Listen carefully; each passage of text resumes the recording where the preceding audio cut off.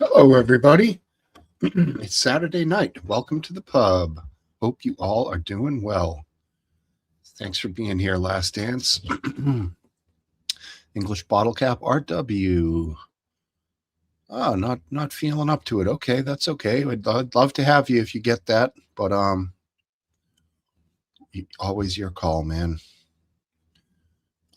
We have Anticorp. What's up, bro? Jess Stevo. And English Bottle Cap. Yeah, cool. Glad to see everybody. Let's get this sucker pinned. I have to do that on YouTube. Well, I'll do that later. Well, I'll do it now. Fuck it. Apparently, there is some shots fired in the vicinity of the White House. I don't know if it has anything to do with the White House or if it's just an arbitrary thing that happened nearby. So keep an eye on that. Let me know if anything comes up. Okay, cool. All right, rock and roll.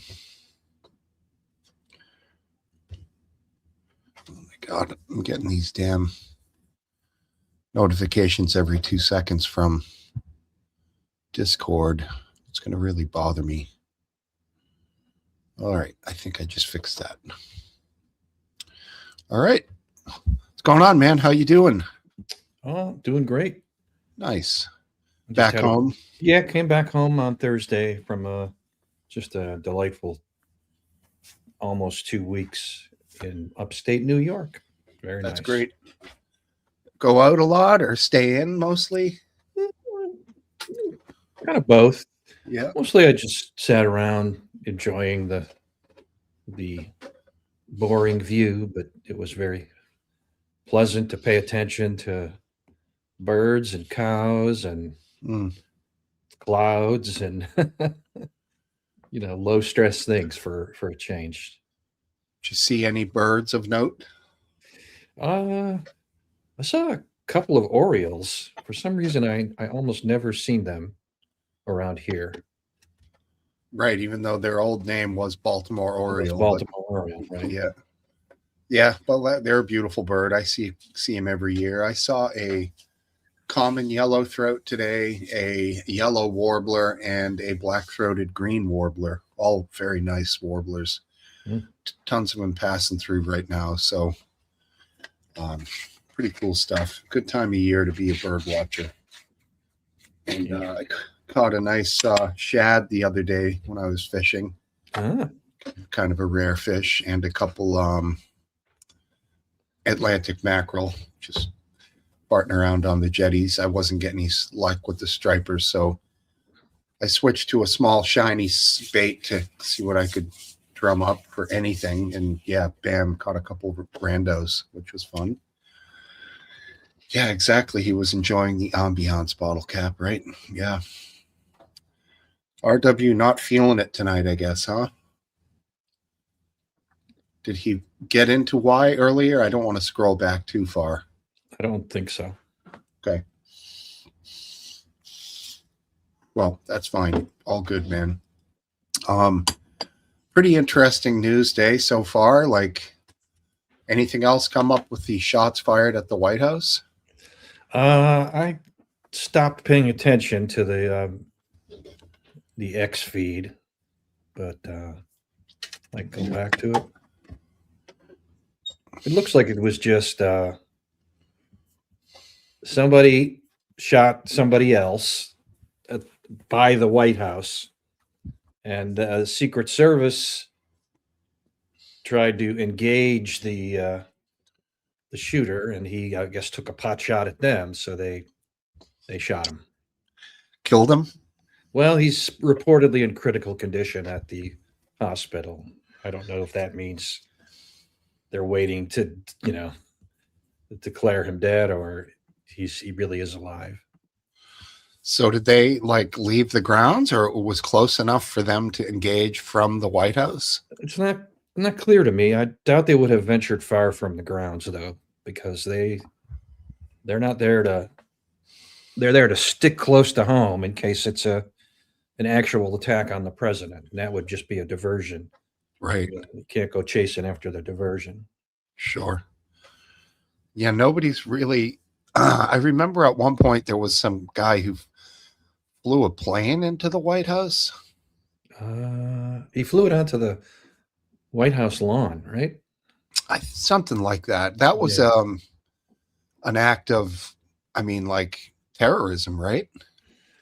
I don't know. I think he died, so I don't know that they ever were sure of the motive. Okay. Oh, You mean he died in the process of doing it I from think he died injuries? when the plane crashed. Okay. Yeah, I remember that. I remember at one point some crazy guy was hopping around out there and just took some shots through the fence. I think a random passerby tackled him. Hmm. Let's put that one to an end. I mean, people have done some pretty stupid, random things to the White House, but seems like a silly thing to attack. You know, on top of the act in general is ridiculous, but I would think there's levels of security there that are, you know, not passable. I would imagine, right? Yeah, I mean, is it all bulletproof glass? I would assume so. You would think, right? Yeah.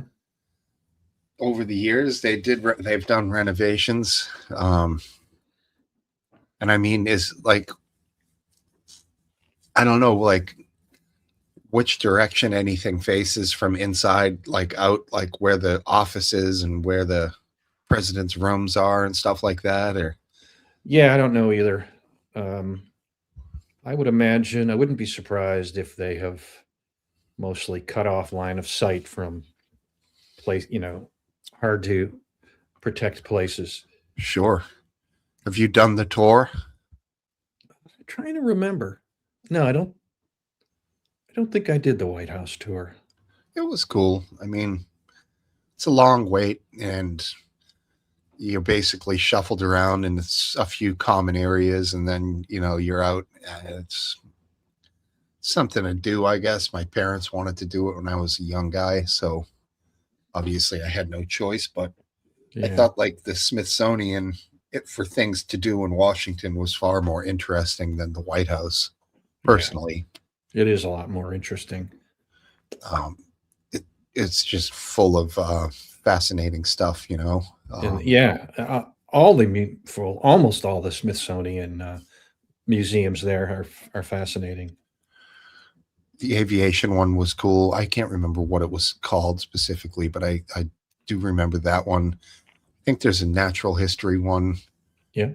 The one with the Hope Diamond was, I was blown away when I saw that thing. That was very cool. I think there's like Lincoln's jacket that he was shot in, stuff like that. I just find Yeah. amazing. It's good stuff, man.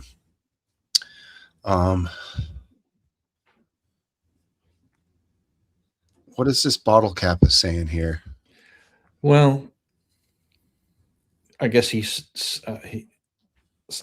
found somewhere where Trump announced, or they announced, that Trump had canceled his schedule for the day. I'm not really sure. Oh, okay. Huh. Well, that's different than my understanding. So that is more serious then. That is definitely an attack. Yeah, it is. Now there's, once again, it doesn't mean that this was an attack on the president. There's a lot of psychotic people with schizophrenia wandering the streets of any big city, and DC is no different. So they can have, gin up violent fantasies that police, or what look like police, are controlling their minds, or whatever. Mm-hmm. I mean, you just, like anything else, you just have to wait a little bit to determine motivation. Well, yeah, I would say even if the person was thinking they were attacking the White House or the president, that even if they had a thought about that, they still have to have a good dose of crazy to walk up to the Secret Service and just engage them like that with a weapon. Well, that's basically what the last guy did, and more or less, you know, he ran Cole Thomas Allen or whatever his name was. Yeah. He had that rifle sticking right out, and he didn't. I don't know if he engaged them, but he certainly ran right through them with an exposed rifle. And they didn't do shit, basically. They didn't do shit. They were caught with their pants down.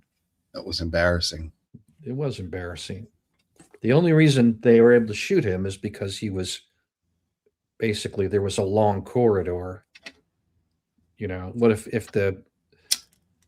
it wasn't so long, he would have perhaps gotten into the room before they could get a shot off. Right. Now, when you say rifle, I thought he had a shotgun. It might have been a shotgun. It was a Maverick 88 shotgun, which is about $300. Pump action. Holds 5 in the tube, 1 in the chamber. You're not going to do much damage from far away, but you know that thing up close is devastating for sure. I'm not sure what the room is like there, but I don't know that there is far away in that room. There is. That room was absolutely huge. Okay, so there is a far away then. Okay. Yes, like I think there was like over 2,000 people in the room. Oh, okay. Absolutely massive room. All right. So then he, that was the first line of defense he almost got through. Then there was another line of defense that he would have had to get through. Yeah, seemingly, but at the door entrance to that room, I don't know that there was another checkpoint. I think the checkpoint was the thing he ran through. Well, I know there are agents. There are agents surveying the crowd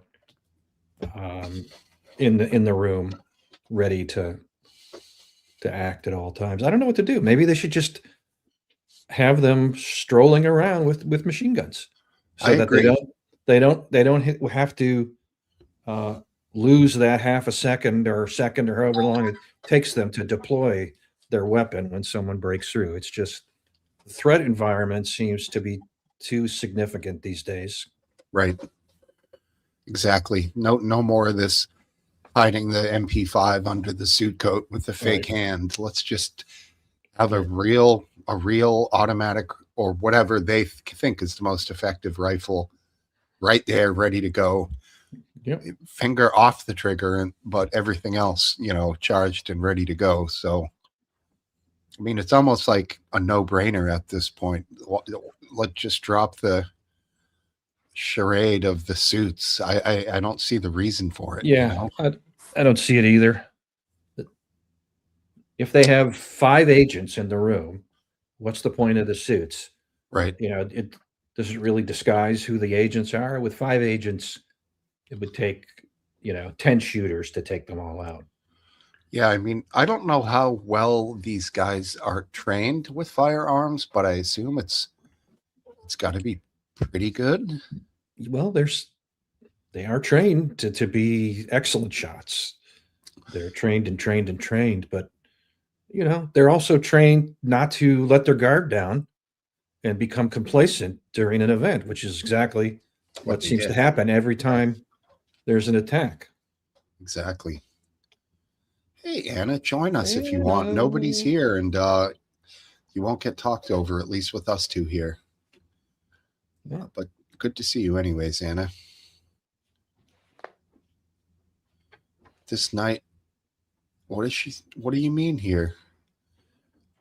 I don't know. Is something going down? Not that I know of. There's a lot of news right now, so okay, that's okay, Anna. Don't worry about it. Yeah, I hadn't heard anything.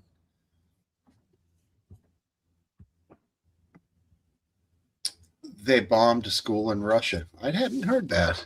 Huh. No kidding. That didn't come up over here, as far as I can tell, at all on the news. Had you heard about that? No. I'm going to look it up right now. I wouldn't think that would be something Ukraine would intentionally do. Ukraine has bombed a college dormitory in Russia. 86 children are under the rubble. Multiple casualties confirmed. That's from yesterday. Whoa, that's not going to be good.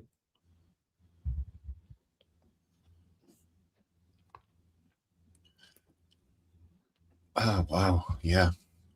That fucking thing seems like it's never going to end. Yeah, this was in Luhansk. Yeah. I mean, of all the wars going on, I think that's the one that has the least possibility of ending. Supposedly, we're close with Iran, Eastwind, with some kind of a deal, according to Trump's tweet today or Truth Social post. Who knows? They Trump, he's basically given up and is looking for a way out. And the Iranians know that. And the Iranians are calling the shots. Right. His impatience and the impatience of the citizens of the United States is working really well in the favor of Iran, the Islamic Republic of Iran, I guess. Is Iran the word, an English word? Oh, I don't know what the Iranians call themselves. Right. Hey, working blue. Working blue, and this guy too. Mission accomplished. Oh yeah. How you doing, man? Mission accomplished, exactly. Right. George W. style. Not quite. Yeah, I know. I've been saying that all along, Anna. Apparently, it just shows the power of small, fast boats with guns and small rocket launchers. And mines. Mines don't have to be that big to do a lot of damage. It doesn't take many mines to deter ships from going through. Mm-hmm. So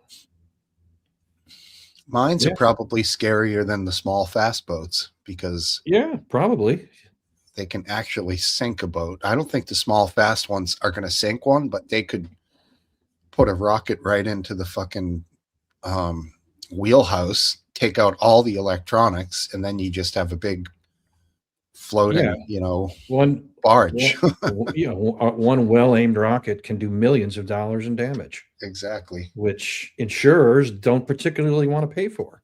Right. So the insurers say, if you go into the Straits of Hormuz, you will not be covered by me. So, basically it's the economy doing the job. Hey, we know, don't we? There he is. Here he is. Hello. Hello, guys. How's it going? All right, I got some weird side view of you. Oh, yes. It's because I'm not normally here.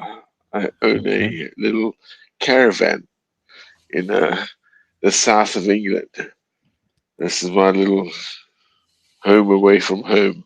What do you mean, like a little summer camp type thing? Yeah, I do. Yeah. It cost me like £78,000, £10,000 a year. But this is it. Is it out in the country? Oh no, it's down on the coast. Oh, it's nice, really, man. yeah, it was really nice. Yeah, I did a really hard walk this morning, 7 o'clock, 12 miles into the coast walk. You know how it is, getting old, but it's fun.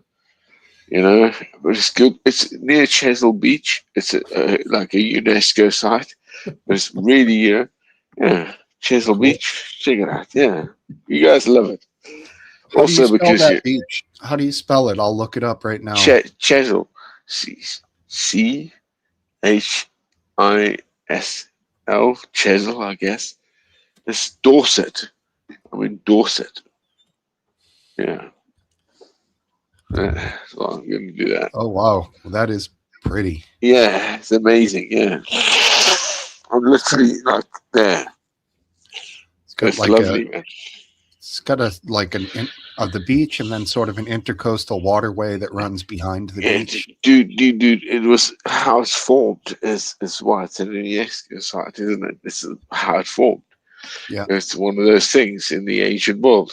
We were, when they talk about like global warming, it's Chesil Beach. Uh-huh. Things that happen in the world we don't know. We only look at,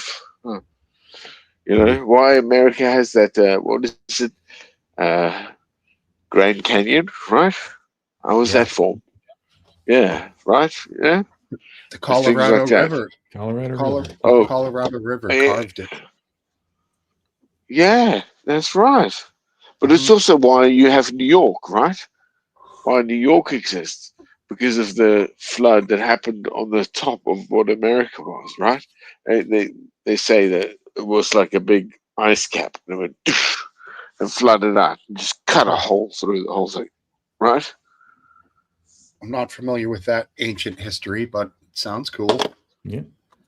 Well, it was why you have right. Um, it is interesting with the Colorado River. It's not like every river carves a Grand Canyon. Right. There's only one. So what was so special about that river that made it carve that With the deep, Colorado vast? River.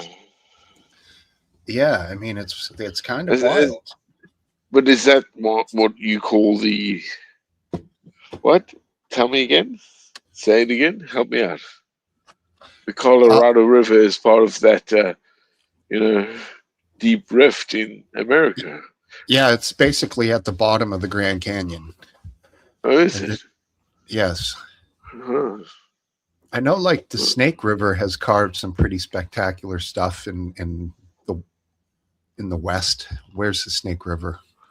Last answer. You a geography guy? No. I think it go through Idaho and Something like that. Yeah. I know. Wyoming. And Idaho has some spectacular mountains. Great skiing there. Yeah. Often overlooked. Snowboarding Well, too. I've been down there to Beezy, the Mozambique. I think, yeah. And those are the bigger ones. Yeah. Yeah, some of those Africa rivers, man, when they get rolling, they're like No, it's massively huge. Taurus. It's Taurus. Yes, like So it's about floods, right? And yeah, counters. That's why they say what I've understood why New York exists because you guys had that torrent of water that flooded out and it created that place, New York. When you got there, you guys actually it was just swamp, like any place. Like why is where was it? Genghis Khan. Genghis Khan was coming down to the Romans, so the rich guys left and they created the what was it? Where the Medicis come from? Where's that? Venice. That's right. oh yeah, So yeah. Venice is created because of Genghis Khan. No, Genghis Khan. It was the Genghis. Was it? No, the other one. Kubla Khan. Attila the Hun. Ah, Was Attila. It was Attila. sure. Yeah, and so Attila pushed that out. So everything has there in here, ebb and flow, right, if you will, and the ebb of what was New York was from the what happened in American sort of topography with the ice cap. When it hit, the flow came. That's what they say. That's all I've understood. Sure. You know what I mean? Other people say that, oh yeah, in your canyons you have like evidence of the Egyptians, or some other evidence, other things over there, but I don't believe that at all. Interesting. Yeah. In a more modern city, Boston, there's an area called the Back Bay, which used to be part of Boston Harbor. It was part of the bay, and back in the day, they backfilled it and built buildings on top of it, and it's always questioned. Like, all right, so What did they bury? Yeah. How stable is that Yeah. ground? Is what I'm thinking. Like, shit, But- if it was like Yeah. during an I mean, earthquake, but Right. Yeah, don't have but- earthquakes. there. yeah, but we all learn from that, isn't it? Conquered and added, we add to it. The Lord says, I think the parable says that, don't, build your house upon sand, right? Mm. Build it upon a solid foundation, and that makes it good, hence God. You Well, know? we have cities on the West Yeah. Coast that are Yeah. completely vulnerable to Floods. earthquakes that Oh, have yeah, of course. that God, have happened before. Have So- you Yeah, San guys felt? Francisco. Yeah, exactly. Yeah, God twice, isn't it? Mhm. Plus the San fire. Francisco, Yeah, California. Seattle is really vulnerable. Yeah, Oh. I mean, I remember. Was it during the World Series when the big one hit in the 80s? Really? One thing- It 90s, wasn't it? was definitely. I think it was the World Series. Yeah, And The World Series, of baseball. Yeah. yeah. And, I think the best. Actually, I love baseball. shit was Yeah. live. Like, it started happening. Really? No fucking way. Really? Al Michaels Holy shit! Really? narrating the. Wow. He was familiar with the San Yeah. Francisco, Oakland area, Wow. so he could explain what people were seeing, and Wow. Wow. he was pretty correct when he said, when they were showing the Holy I shit. forget what they call it, the Oakland Bay Bridge or something, the one that Yeah. goes from Oakland to San Francisco. That's pancake down. He said, "Oh, that's going to be a disaster." Yeah, there were people in their cars that were no longer living after that That moment. were Oh, that's nasty. Compressed. Really? Yeah. compressed down to a pancake. Yeah. Oh shit. I get sketched out. There's a couple bridges like that around Boston, the double stackers, the Tobin Bridge, which goes from Boston to the North Shore, Mhm. is steel structure, and it's one on top of the other. And I don't like it, man. Well, You're like- high as hell going over the water there too, like 400 feet. I get that little antsy going under the tunnels. Yeah. Through Baltimore. Mhm. It just your mind, at least my mind, can't help but thinking, a leak and the whole thing will just come crashing down. And Right. Oh yeah, but you don't think like that, do you? You just do it. Don't be like that. Yeah, I try not to, but Mm. it's hard not to. Hey, dude. Yeah, but it's the same thing as if you turn your car engine on, a blowout. I was with a friend once. He was bored. He's driving. This loads of times when things of this has happened, and I witnessed it. Right? It's where you wary for it and you negate to it. Yeah. Yeah. It's you guys- sometimes. I was just going to say, have you guys seen this thing that's going on in Garden Grove, California, near LA? I don't- what is it again? Give me a clue. I've There's seen this this really volatile chemical storage tank that's leaking that might Okay. explode. it. Okay, yeah. And they think it might blow up. They've evacuated over 40,000 people from the area, from their homes. Wow. Yeah, let me see if I can find. Well, this is video of it. fucking live. This is fucking live right now, really. Yeah, it's happening. Yeah. Fucking hell, really? Oh shit, that's not good. You see, the Chinese had that blowout there. They say only like 90 people died. I reckon there's loads more, huh? And China, China. That a blowout in a mine, and a coal mine. You seen it? No. No, I heard about it in the news, Yeah. but I haven't really seen a lot of stories about it. Yeah. But hang on, were you going Right. for this? Breaking. The shooting suspect has died in the hospital, according to Fox News. What shooting stuff? Oh, what? The Where? White House. Jesus Christ. No fucking way. What happened there tonight? Have I Yeah. missed this? Oh, Another- wow. What?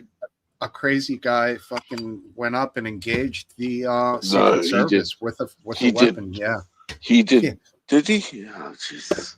What the And fuck? I'm surprised he lived as long as he did. To tell you the truth, you know. Yeah.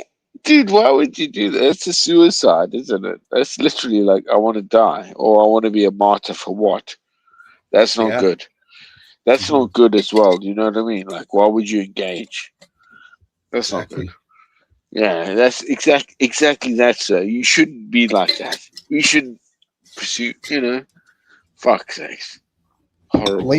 It leads us again to the situation that we talked about earlier, that these guys should have their weapons at ready, not hidden under jackets, not in holsters. Oh yeah, of course, always. But it also instigates, why would one want to do that unless it is? And we, oh. Yeah, crazy is hard to rationalize. That's why it's crazy. Yeah, but it also instigates that people want to be that, right? So it's more. It's like Right. the drone thing, like what's going on in Ukraine, all that, the R&D, yeah, yeah. You know, where's he Yeah. going to go? Yeah, we don't know. Here, here's just a news story about what I was talking about. News out of Garden Grove, where a 34,000-gallon tank is spewing toxic chemicals into the sky. Chris Christie is overhead in Air 7. Chris. Right now, we're focusing on those tanks right there, 34,000-gallon tanks of a very flammable plastic chemical is leaking at this GKN facility. It's an aerospace factory here in Garden Grove. This entire part of Western Avenue has been shut down. You can see they have an unmanned hand line assisting that sprinkler system to try and cool down those tanks. Western Avenue, the 12,000 block, completely shut down just south of Chapman. A large Orange County Fire Authority presence is out here with hazmat crews trying to mitigate this hazmat leak. Reporting live from Air 7, I'm Chris Christie, ABC 7 Eyewitness News. That does not look good. Chris, thank you for that. We have breaking news out of Garden Grove, Sorry. where a 34. Yeah, crazy, huh? And let me find out what that chemical is. I hadn't really previously heard of it, but apparently it has a flash point of like under 100 degrees. So scary stuff. Well, that's not good. No. What is the chemical that's being leaked currently in Garden Grove, California? It's called methyl methacrylate. Methyl methacrylate. Okay. So obviously it's got something to do with acrylic because it has that in the latter part of the second word. But who's the sacrificial fireman that has to position himself next to those tanks and Yeah, shit. hose them down? Yeah, god damn, man. Imagine that. well, Like, fuck that. they have just what they call dead men, you know, like just poses on stands Okay. pointed at the thing. Okay. Let me see. What is its flash point and explosive point of temperature?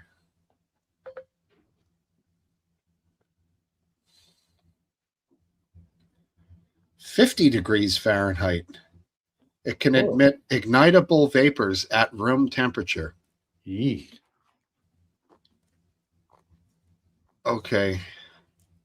So spontaneously catch fire is over 700 degrees, but flash point is 50 degrees Fahrenheit. That's crazy. Well, Yeah. people are more worried about what's happening in Angola at the moment. Oh no, Ebola. That's the one. What's that? The Ebola? Yeah. Oh yeah, because this Ebola doesn't have any virus properties. You can't get any safe guarantees, but they're all dying. Reckon they're worried. Do you guys think that Trump taking money away from the World Health Organization has harmed containment and, harm reduction of diseases like this? No, I don't think so. Yeah, I'm So with the you- guy. No, not at all. No, not at all. But would wouldn't money like funding help? So wouldn't just basic logic say less money means that they're going to have less ability to? No, it actually means that more, if they want to ask for more money. I mean, there's always going to be these things, right? That's actually the problem that we have right now, right? Because when was Ebola? When did you first hear about that? Let alone COVID and fucking AIDS and all that shit, right? Yeah, The WHO is not entitled to our money or anybody else's just because they're a health organization. There's always an infinite amount of hands asking for money, and if there was no cost, you could just hand out money like it grew on trees. Then that would be an easy problem. But yeah, everything, it's a zero sum game for at least in the short term, and I don't want to particularly give money to the WHO. But I guess my point is, I understand where you're coming from, and I understand some, or maybe even the majority of what they do is not exactly helpful. But in this particular case of the treatment and containment of Ebola, wouldn't the World Health Organization be the primary? No, I don't think so. I think they track, they count. I don't know that they actually do provide any treatments per se. Okay. But so for me, it's the Ebola problem. It means that it's like a disease that comes from bats, right? Ebola, I thought, came from game meat. No, it came from bats. It comes from bats, from bushmeat, but it's actually a virus that lives on the bat. Look it up. It's no joke. Okay. And this particular variant doesn't have any cure. They don't have any. That's what they say. That's what we think we know, as citizens. Well, But it is a horrible, horrible thing because you bleed out your ass, your organs, everything that pops. Yeah, I know. I've heard that. Yeah, that's the hemorrhagic part of hemorrhagic fever. It's pretty gross. Yeah, and it comes from bats. Again, bats. Why bats, huh? Unique species, I guess. But nevertheless, it's because it's bushmeat. Now, holy shit, this is happening there. I'm sure we can contain it, but it could kill a lot of those people in that region very fast. Oh. Yeah, and just recently a guy died over there, and his family wanted his body to do their ritual, which is apparently involves a lot of laying of hands on the body itself. Ebola can be spread like from touching a corpse. It stays alive for a long period of time. Don't let him have the body. Yeah, it doesn't die. Yes, exactly. It actually doesn't die. Yeah. They didn't let them have the body, and so that's African. Yeah. These geniuses decided to burn down the treatment center. Yeah, exactly. The family burned it down. Because you got to understand that Africans don't believe in what we say. Yeah, seriously. Like you guys don't get it, do you? You really see that, but it also means that they will die. We can contain it this way because most of the time, if you have Ebola, you can only you see it within like 3 hours, 4 hours of you will have it, and you'll know you have it. This is wrong. I feel wrong. In 2 days, you're bleeding. You're fucked. Your eyes are hurting. Your ears are hurting. Your nose, everything is not right. You pass out, and then you start fucking bleeding out your ass. It's horrible. It ruptures a cell. It's that, and it's like, oh, so it's easily contained, respective, right? It's not COVID. Yeah, right. It spreads. So you shut it down. But this particular one doesn't have a. As I say, we don't have any vaccine for it yet. Right. How the fuck have they got from that to this in no time? They've gone, here we go. Is it coming? So is it not spreadable from human to human? No, it doesn't work like that. It's fluid. It's a fluid process, like anything. It's not a sexual thing. I mean, by No, the I time mean more. I mean more like, I don't mean sex. I mean coughing, droplets, that sort of thing. no, I don't think so. Okay. Ebola spreads exclusively through direct contact Yeah, with the bodily fluids of an infected, yeah, symptomatic person or animal. yeah. It is So- not an airborne yeah. disease and cannot be spread through casual social Yeah, contact, exactly. water, Yeah, or food in the general community. Okay. it's direct. So It's also the touching of the body could really be a legitimate way that it passes. yeah. As the black man wants to know, hey, you Not look really. at that. Not really. It can't, just touching it with your skin isn't going to do it. Right. No, Yeah. I know it's not transpermeable, but if you get the liquid of whatever, Yeah, and then it gets into your eyes, nose, mouth, exactly. Or broken skin or whatever. yeah, then you're done for. Well, they don't know just yet, do they? I mean, but it's how quickly it grows in us, right? Mm. Yeah, it does And- seem to yeah. really spread quickly inside the individual. Yeah, exactly. And that's where you can contain it better that way. If it's longevity, that's the last one that you had, right? Yeah, well, I mean, yeah, we were kind of on a run here. We went from the hantavirus on the ships to that wasn't me. I don't know what happened to him. To now the Ebola. It's a little freaky. Yeah, well, viruses, they're always going to be around and there's Mm. always going to be a scare. What's interesting is Ebola is terrifying, but it doesn't kill nearly as many people as just the flu Right. or pneumonia or anything else.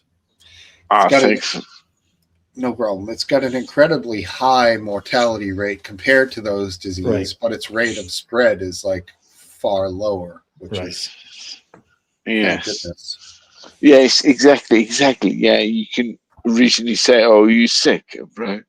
You don't, you know something's wrong. Right.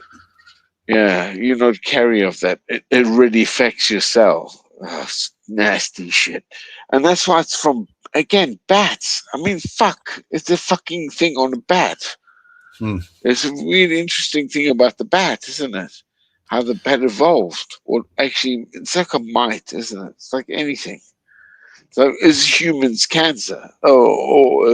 What do they say the worst thing is dementia, you know, everything that we want to put towards our, hell. But yeah, the worst is humans. Mm. Where's it going to go? Right. Yeah, the Yeah. woke mind virus, isn't it? They say it there, but here we go. I mean, it's spreading ourselves on that.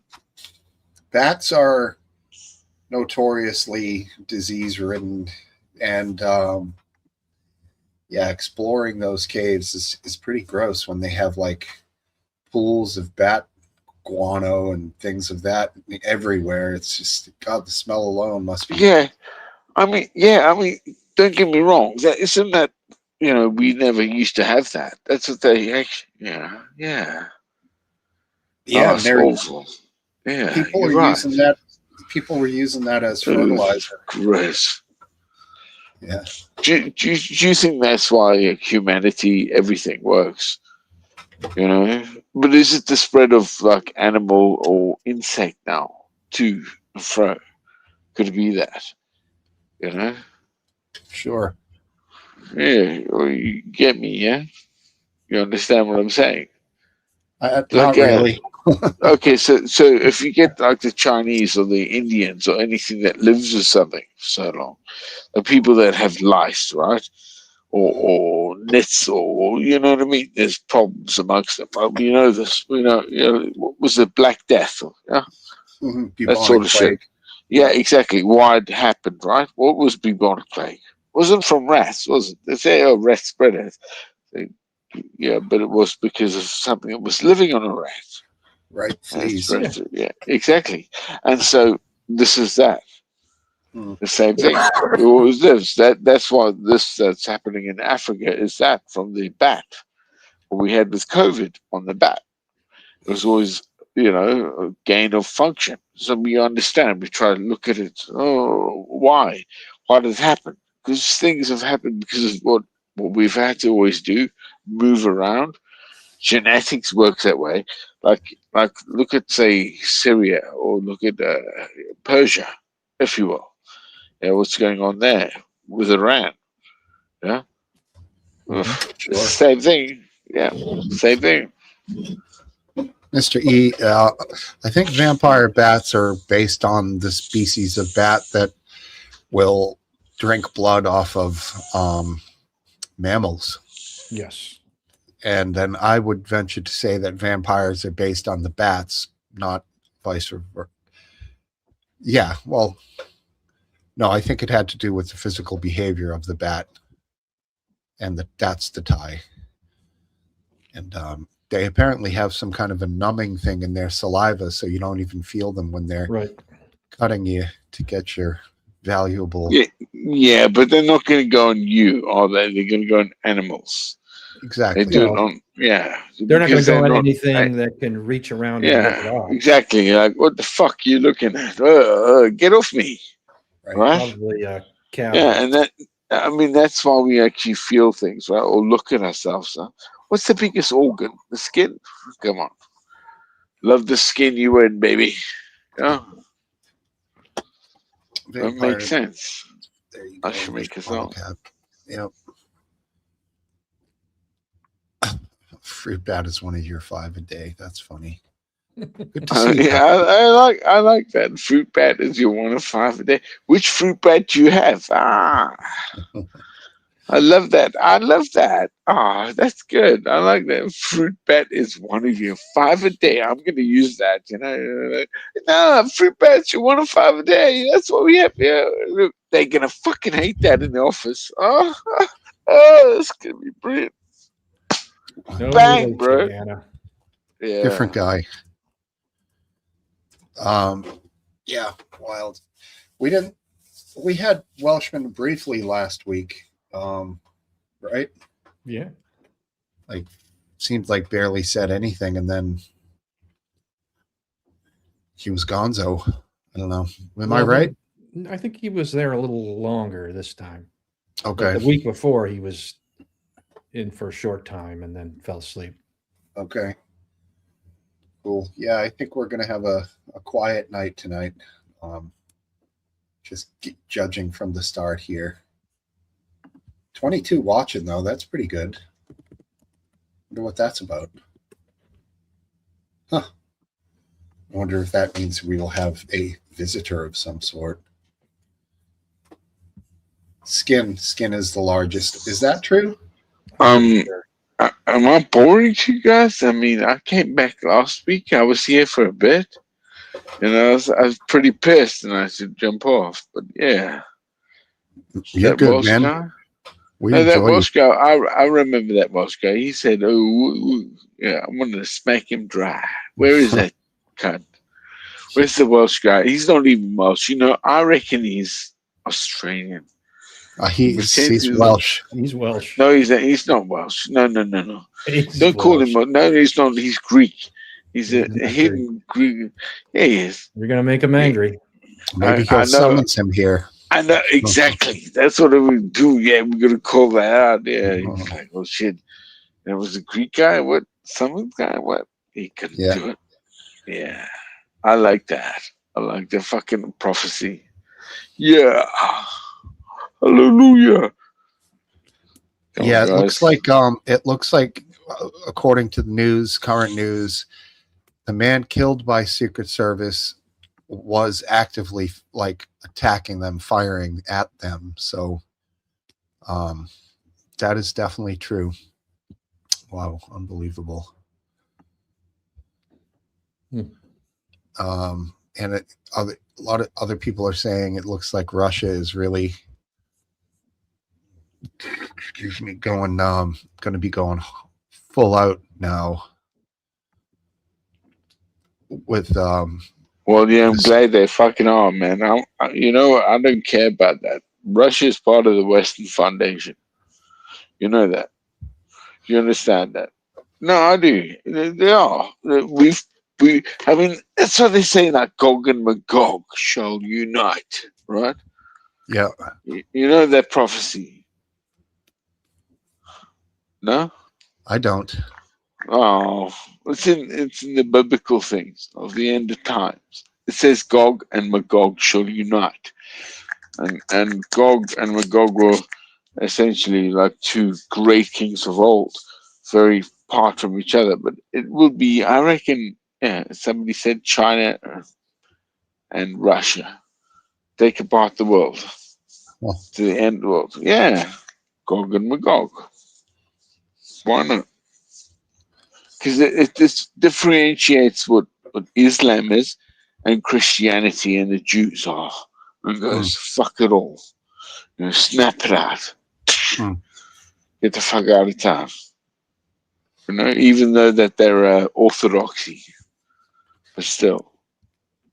what do you mean? What's happening, Anna, in Russia? Give me some details if you can. It's tough for me to go and search stuff out while I'm chatting here. I get distracted.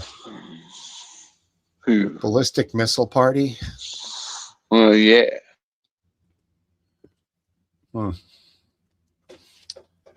Well, Ukraine, if they hit a school, that was definitely a bad move, and I don't know. This is just going to be a gigantic shit show this summer for them.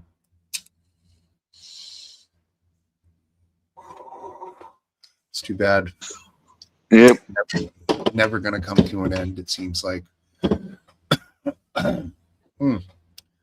Last Dance, anything else you've been paying attention to this week? No, not really. Anything regarding the primaries that just went through? I guess we talked about that a little last week, but do you think open voting in primaries would be logical? You mean like people from one party could vote in the other party's primary? Everyone goes and you get Yeah. both voting tickets or whatever. At this point, I would say no. Parties should be able to nominate their own candidates to using whatever process they want to. If a party wants to allow the other party's people to vote in their primary, that's their choice. If they don't, that's also their choice. If they don't want to even have a primary, they just want to have a smoke-filled room of elites choose their candidate, that's also fine. Essentially, in some states, if you're registered as an independent, you don't get to vote in the primary. You have to have a declared party in some states, which I think is unfortunate, but other people will say, I don't want a liberal choosing my candidate for the Republican Party, because a liberal's vote, if they wanted to do damage, could theoretically vote for somebody who isn't the best choice. You know what I'm saying? They could pick the most extreme candidate, or which, to be honest, is only possible if there are enough of that extreme candidate's supporters in the party that the extra support from the other party will push them over the top. So yeah, there you go. And I think that has happened actually in open primaries in other states. But I don't support. I support letting the party choose its own process for choosing their nominees. Yeah, we get to choose here what we want to, because oftentimes the Democratic candidate here in Massachusetts is an incumbent and they're a shoo-in. It's rare that that isn't the case. So oftentimes voting in the primary here is sort of useless because it's a foregone conclusion of who's going to get in. But actually, what's interesting coming up, I think Seth Moulton is taking on Ed Markey for the Senate seat, which is an interesting. They're both Dems, they're both liberal, but Moulton is obviously quite a bit younger. Are you familiar with him at all? No. He's a vet, combat vet, and he's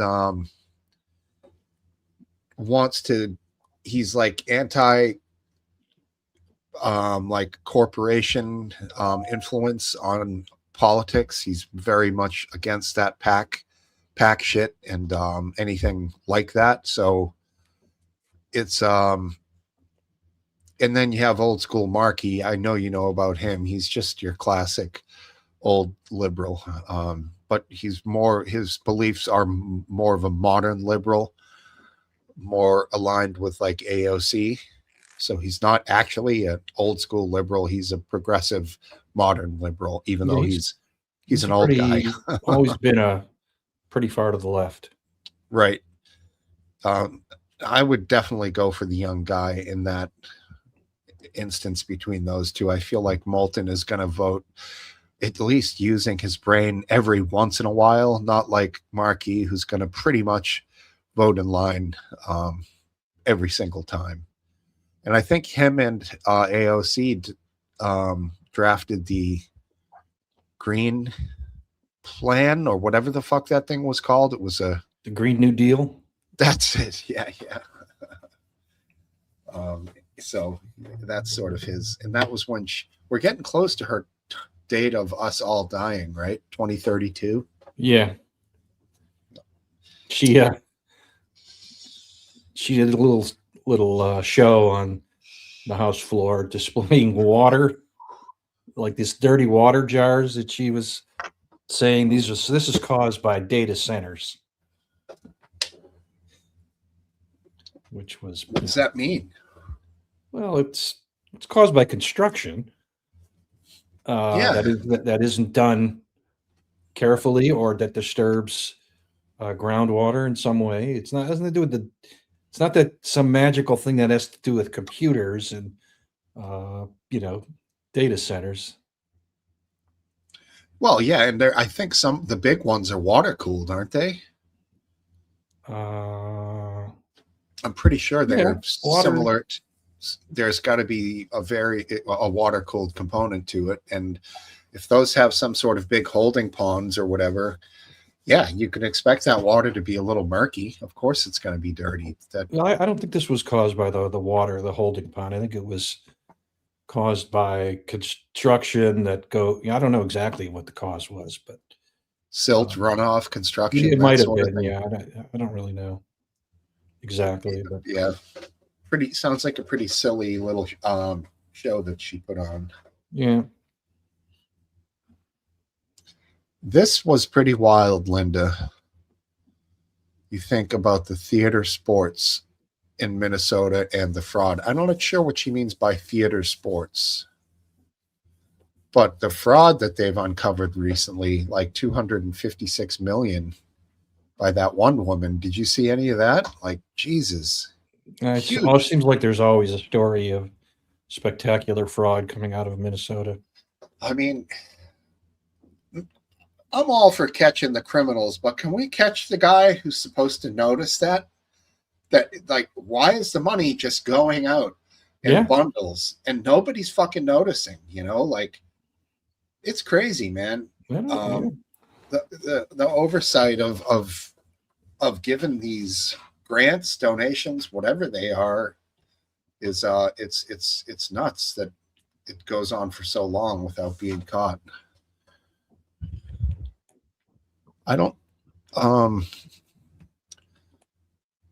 I guess she isn't, right, Linda? And look who it is. Topple. And I know he did that on purpose. There's no way that wasn't a typo. So I guess we should talk about Tulsi. Tushy Gabbards. Yes. Yeah. So she Topple, jump on here, buddy. We're running Yeah. low tonight. yeah, come on. We could talk about Tulsi. So her husband apparently has a fairly rare and pretty serious form of bone cancer. That's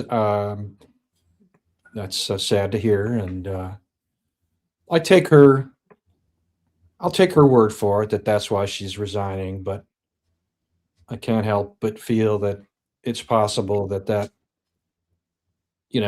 was the straw that broke the camel's back, rather than necessarily the main reason she's resigning. So you're No. saying that it's a compounded reason, multiple Yeah, things? she probably wasn't happy in her job Mhm. because nobody's paying attention to her in the White House.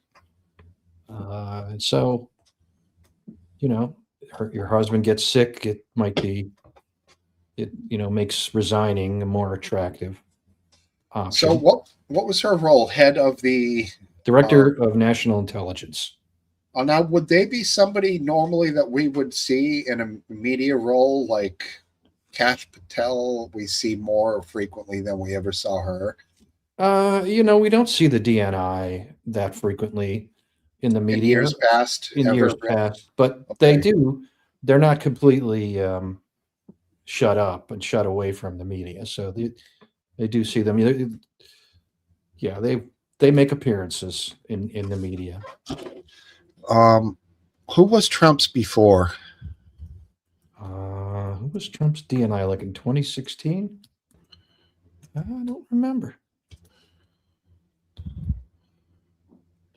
John Negroponte. John Negroponte. Oh, wait a second. No, that's the first one ever. That was he. Oh, okay. That was Bush's. Yes.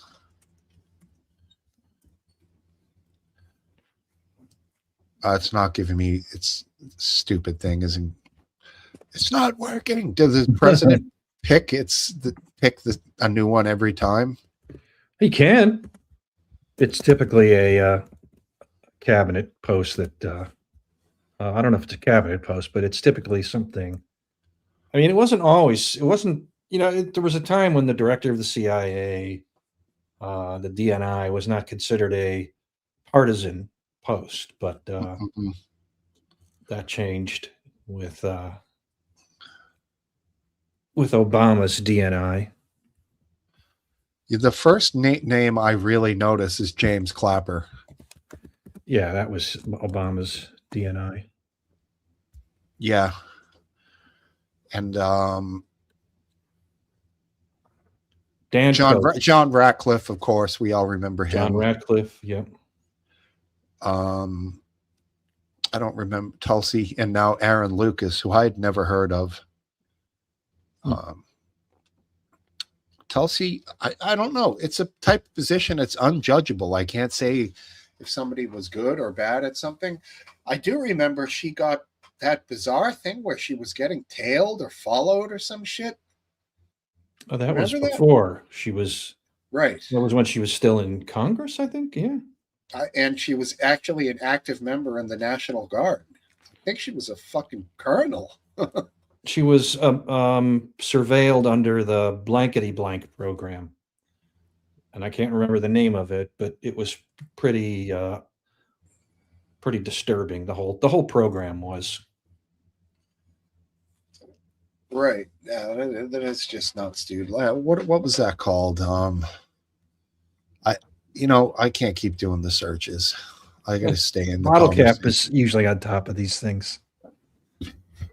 John Radcliffe is a big one. Yeah. We should see her. Yeah. Well, frankly, I hope her husband doesn't, lose his battle, because that's probably really what she's worried about. She's popular. I think she could definitely get a good job and stay in the office, or she could probably do well in private industry too, in a ton of different roles. I don't know what her schooling or degree is, but she seems like a sharp cookie, you know. Yeah, I think she'll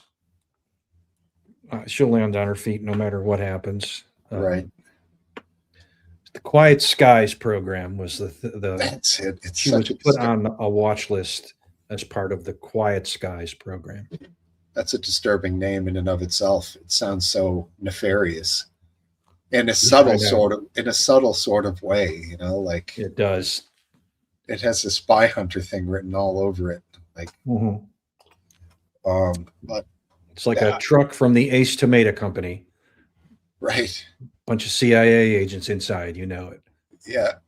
I mean, I could see if this group was like, say, taking like some group that they knew was an extremist who happened to go and buy a bunch of plane tickets, one-way plane tickets at the same time, and they're going to surveil them.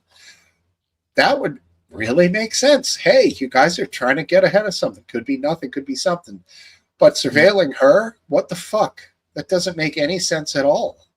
No, I think they said because she met with some Russians. I mean, she was a congressperson interested in foreign policy who, can influence policy. So, the fact that she meets with Russians is actually a good thing. It means she cares. Mm-hmm. It means she wants to understand what the other side is thinking. And, Right. Trump met with Russians, the head Russian, exactly. head Russian in charge. Yeah, you're right.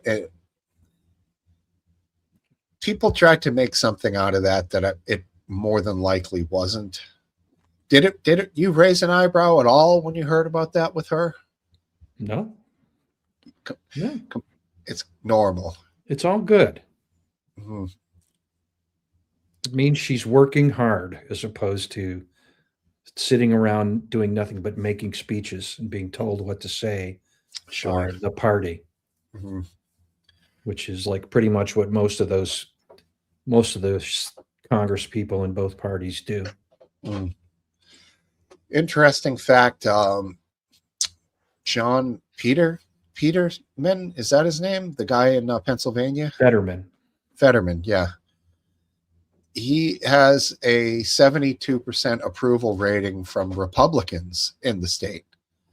And he's got like a 23% approval rating from Democrats. Really? Well, then he's So going to get primaried and he'll be out of there. in 2028. He's going to have to run as a Republican, isn't he? Yeah, because I believe the state has party voting only. So it's going to be Democrats voting only for him. But it's been pointed out, if Republicans could vote for him and they had that voting power in the primary, that really could make a difference because he's got a lot of them behind him. And rightfully so. It's funny. I don't think he would make a good conservative Republican, but he makes a good moderate Democrat that Republicans like. But yeah, when he speaks with logic, it's shocking, I think. Yeah. And then to hear people hate him, you're like, wow, they hate logic. Fuck, that's not good. People thought he was a lefty because he endorsed Bernie Sanders. Right.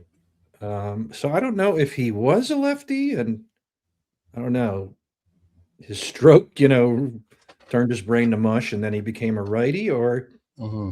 He was never a lefty. He just was a populist and liked Bernie's populist message. Steve, do you think the U.S. attack Iran on Sunday night?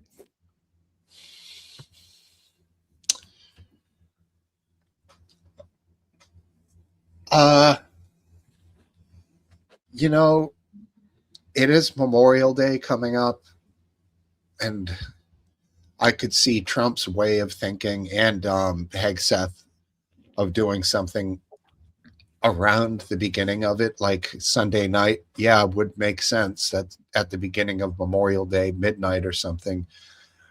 To take advantage of what? Martial feeling in the country and pride in the military? In their own pride. I don't know. It just, I mean, I hold the holiday very highly. And I would think it would be a time not to attack. But Right. I think with those guys, they'll be like, let's fucking get them, for all the guys that we've lost or something like that, and I could see the I mean, battlefield spirit of that, but in this large scale, like international shit that we're talking about, I hope they don't think that. well, I wouldn't put it past them. Go ahead. it's going to be all air power, Right.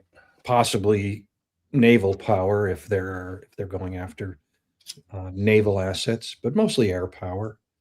It's just going to be, bombing shit. And what's the point? There's no point. It's not like everybody knows, and the Iranians know better than anybody, that Trump is not going to overthrow the Iranian clerical regime. So, what's the point? Stop that shit.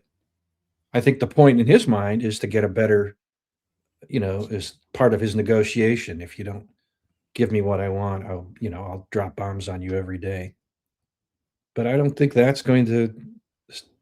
It's just the Iranians are more than happy to absorb the punishment because they live there and they're not going anywhere. Mm. Trump will be gone in 2028. So, it's a waiting game that Trump's going to lose, period. There's just no other possibility. Right.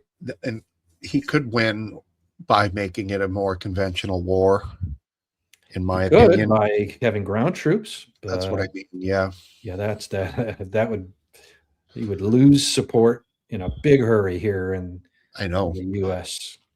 But if you think about it, having troops run the coastline and take out all those small boats, Yeah, it's risky, but and you'd yeah, you lose could, some. You'd lose hundreds, if not 1,000 men, Yeah. probably. And how hard is it to replace small boats? Not hard at all. You'd Like have to have a market- whole. Yeah, it's the fucking place is twice the size of Texas, plus half of Texas. So I think it's like 2.5 times.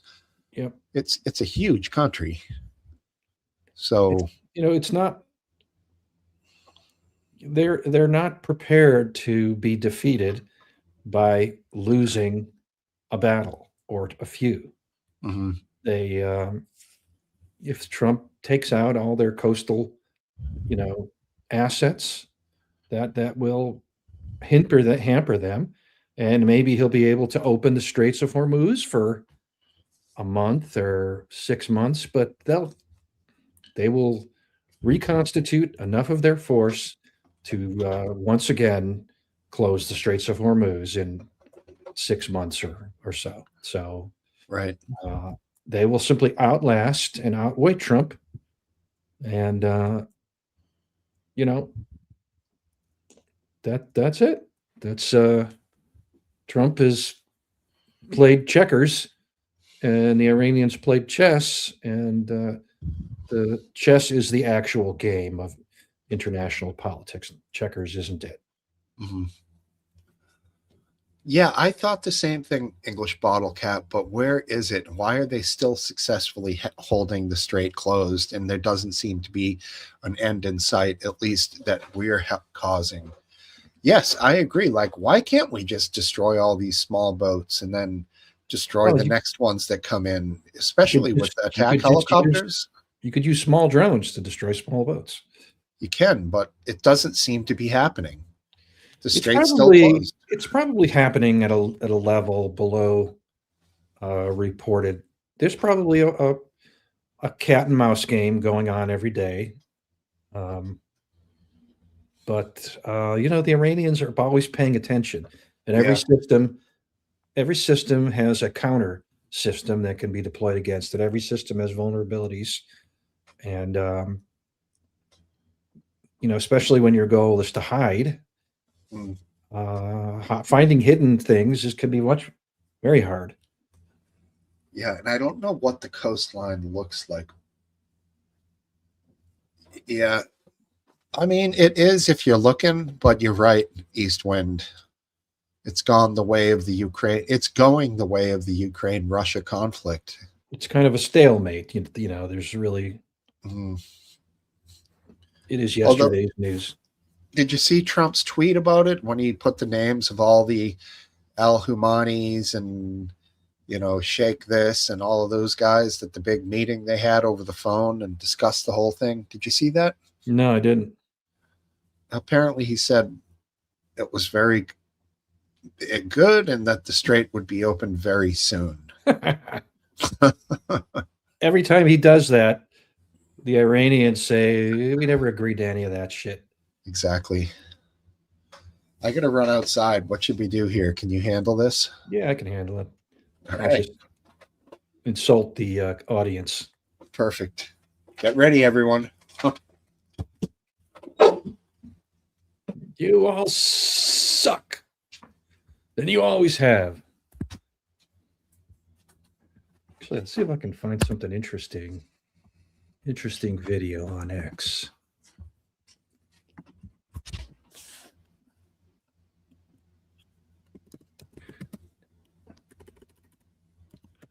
Video of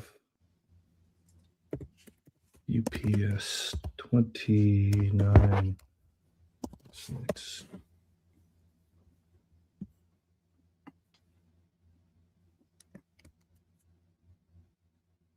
That's a good video. I'm going to try and find it on X. It's that airplane that crashed in Tennessee.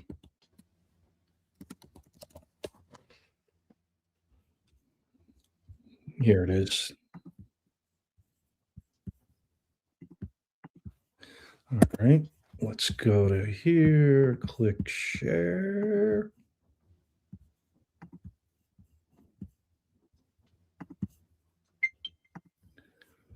All right, and play.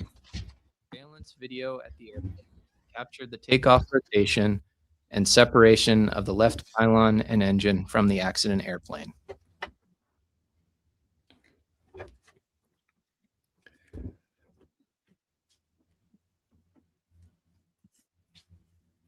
A surveillance video on an engine from the accident airplane engine. So let's kind of single step it through. So the plane is already airborne now. It's past V1, it's past V rotate, it's past V2, it's airborne. And the engine is starting to get loose here. Oh, yeah. Look at it. It's angled up like quite a bit. Now it's broken free and it's angled up a lot. And now it's going to rip the fuel lines and start a fire. Did everyone on board die? Yeah, everyone on board died. There were 3 people on board. Because it was a FedEx type thing. Yeah, it was a freighter. Yeah.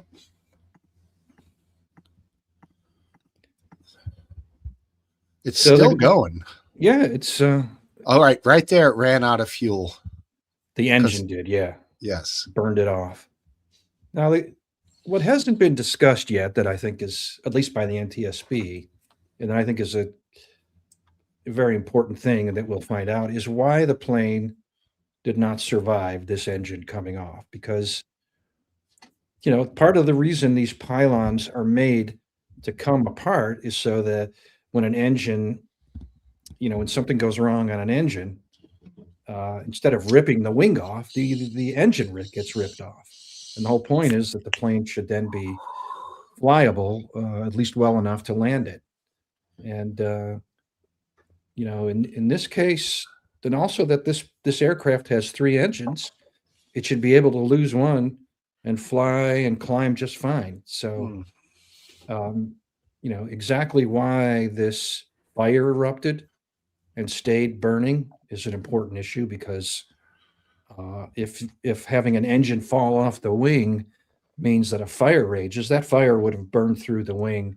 Can we And, rewind it to where you started this and see? Let's see if the engine catches itself on fire. When it breaks off and there's still jet there, does the fuel ignite because there's still fire from the engine? I think so. So it's self-igniting. Yeah, The engine lit the plane on fire. I think so. Yeah. Because I believe the fuel lines are ruptured now. Right. and the engine is now free floating through the air, but it is running at full power still. And now you see a fire seems to go from the engine to the wing Sure. because fuel is streaming. The plane's going at 150, 170 miles an hour. So fuel is streaming up and over the wing. And I think the engine ignited it. And For 1 second here, it looks like the engine's going to fly into the jet like a missile, but yeah, it loses power. it's 'cause actually arcing over the top because the torque of the engine means it won't go straight up. It will go that way. So it goes up and it eventually goes out. It's got a lot of thing, but it's you would expect that there might be some foreign object debris going into from this engine going into this engine, but it's not clear that's what happened. I'm not sure that it's possible that this fire here so disrupted the airflow because it was an intense fire and going into the number 2 engine that it could not get an adequate supply of oxygen to give enough power. But this is what the full NTSB report will have to figure out. But to me, it's time to get rid of this particular brand of airplane. It's just What this is it? crash. It's an MD-11. It is It's old. it's a evolutionary improvement over something called a DC-10, which One of the most famous old planes, right? but there was a crash in Chicago in 1979 that was not, it was kind of similar to this. The exact reason that it crashed was a little different, but it's the same basic thing. The engine ripped itself off, and the plane was not controllable at that point. Well, shit, they replace like city buses every 10 to 12 years. You telling me they have planes from 19 fucking when was this one from? I don't know when this was a. I know we talked about this when it happened. Yeah, let's see how I think it was. It's an old plane. Yeah, I think it might be only 25 or 30 years old. Yeah, that seems extremely old to me for something you're going to be flying in, but hell, I don't know. What do I know? It was 34 years old. So, the early 90s, not long after the model was introduced. Wow. Wild. Aphid, how the hell are you doing? Aphid. Good, man. Long time no see. Yeah. Stop sharing. There we go. Oh, smokes. It looked like you pulled up a stack of hundos for a second. Like, yo, what up? That's how I roll. Right. Stack of dollar bills, like 36. Yeah, You look loaded. I'd put 100 around the outside if I had one, but mine's just a 5. A fiver, right? Oh yeah. Cool. Anything fun today for you out there? You do anything around the house? Yeah, it was, I did some weed eating today. You want to hear about it? That was your big project? As far as projects go. And then me and the boy went to did some, did our usual Saturday running around town. Sure. Going to the pond, like old video games, old records, all that kind of fun stuff. That's cool. That's right. And I think we're going to do more of it tomorrow. The 3-day weekend. Yeah, we had a fun day of course, we did the horseback riding, which is always a treat on Saturday mornings. And then putted around the garden, pulled weeds. I'm going to stay on it this year. I'm weeding it every week. If I pull out that's what we say.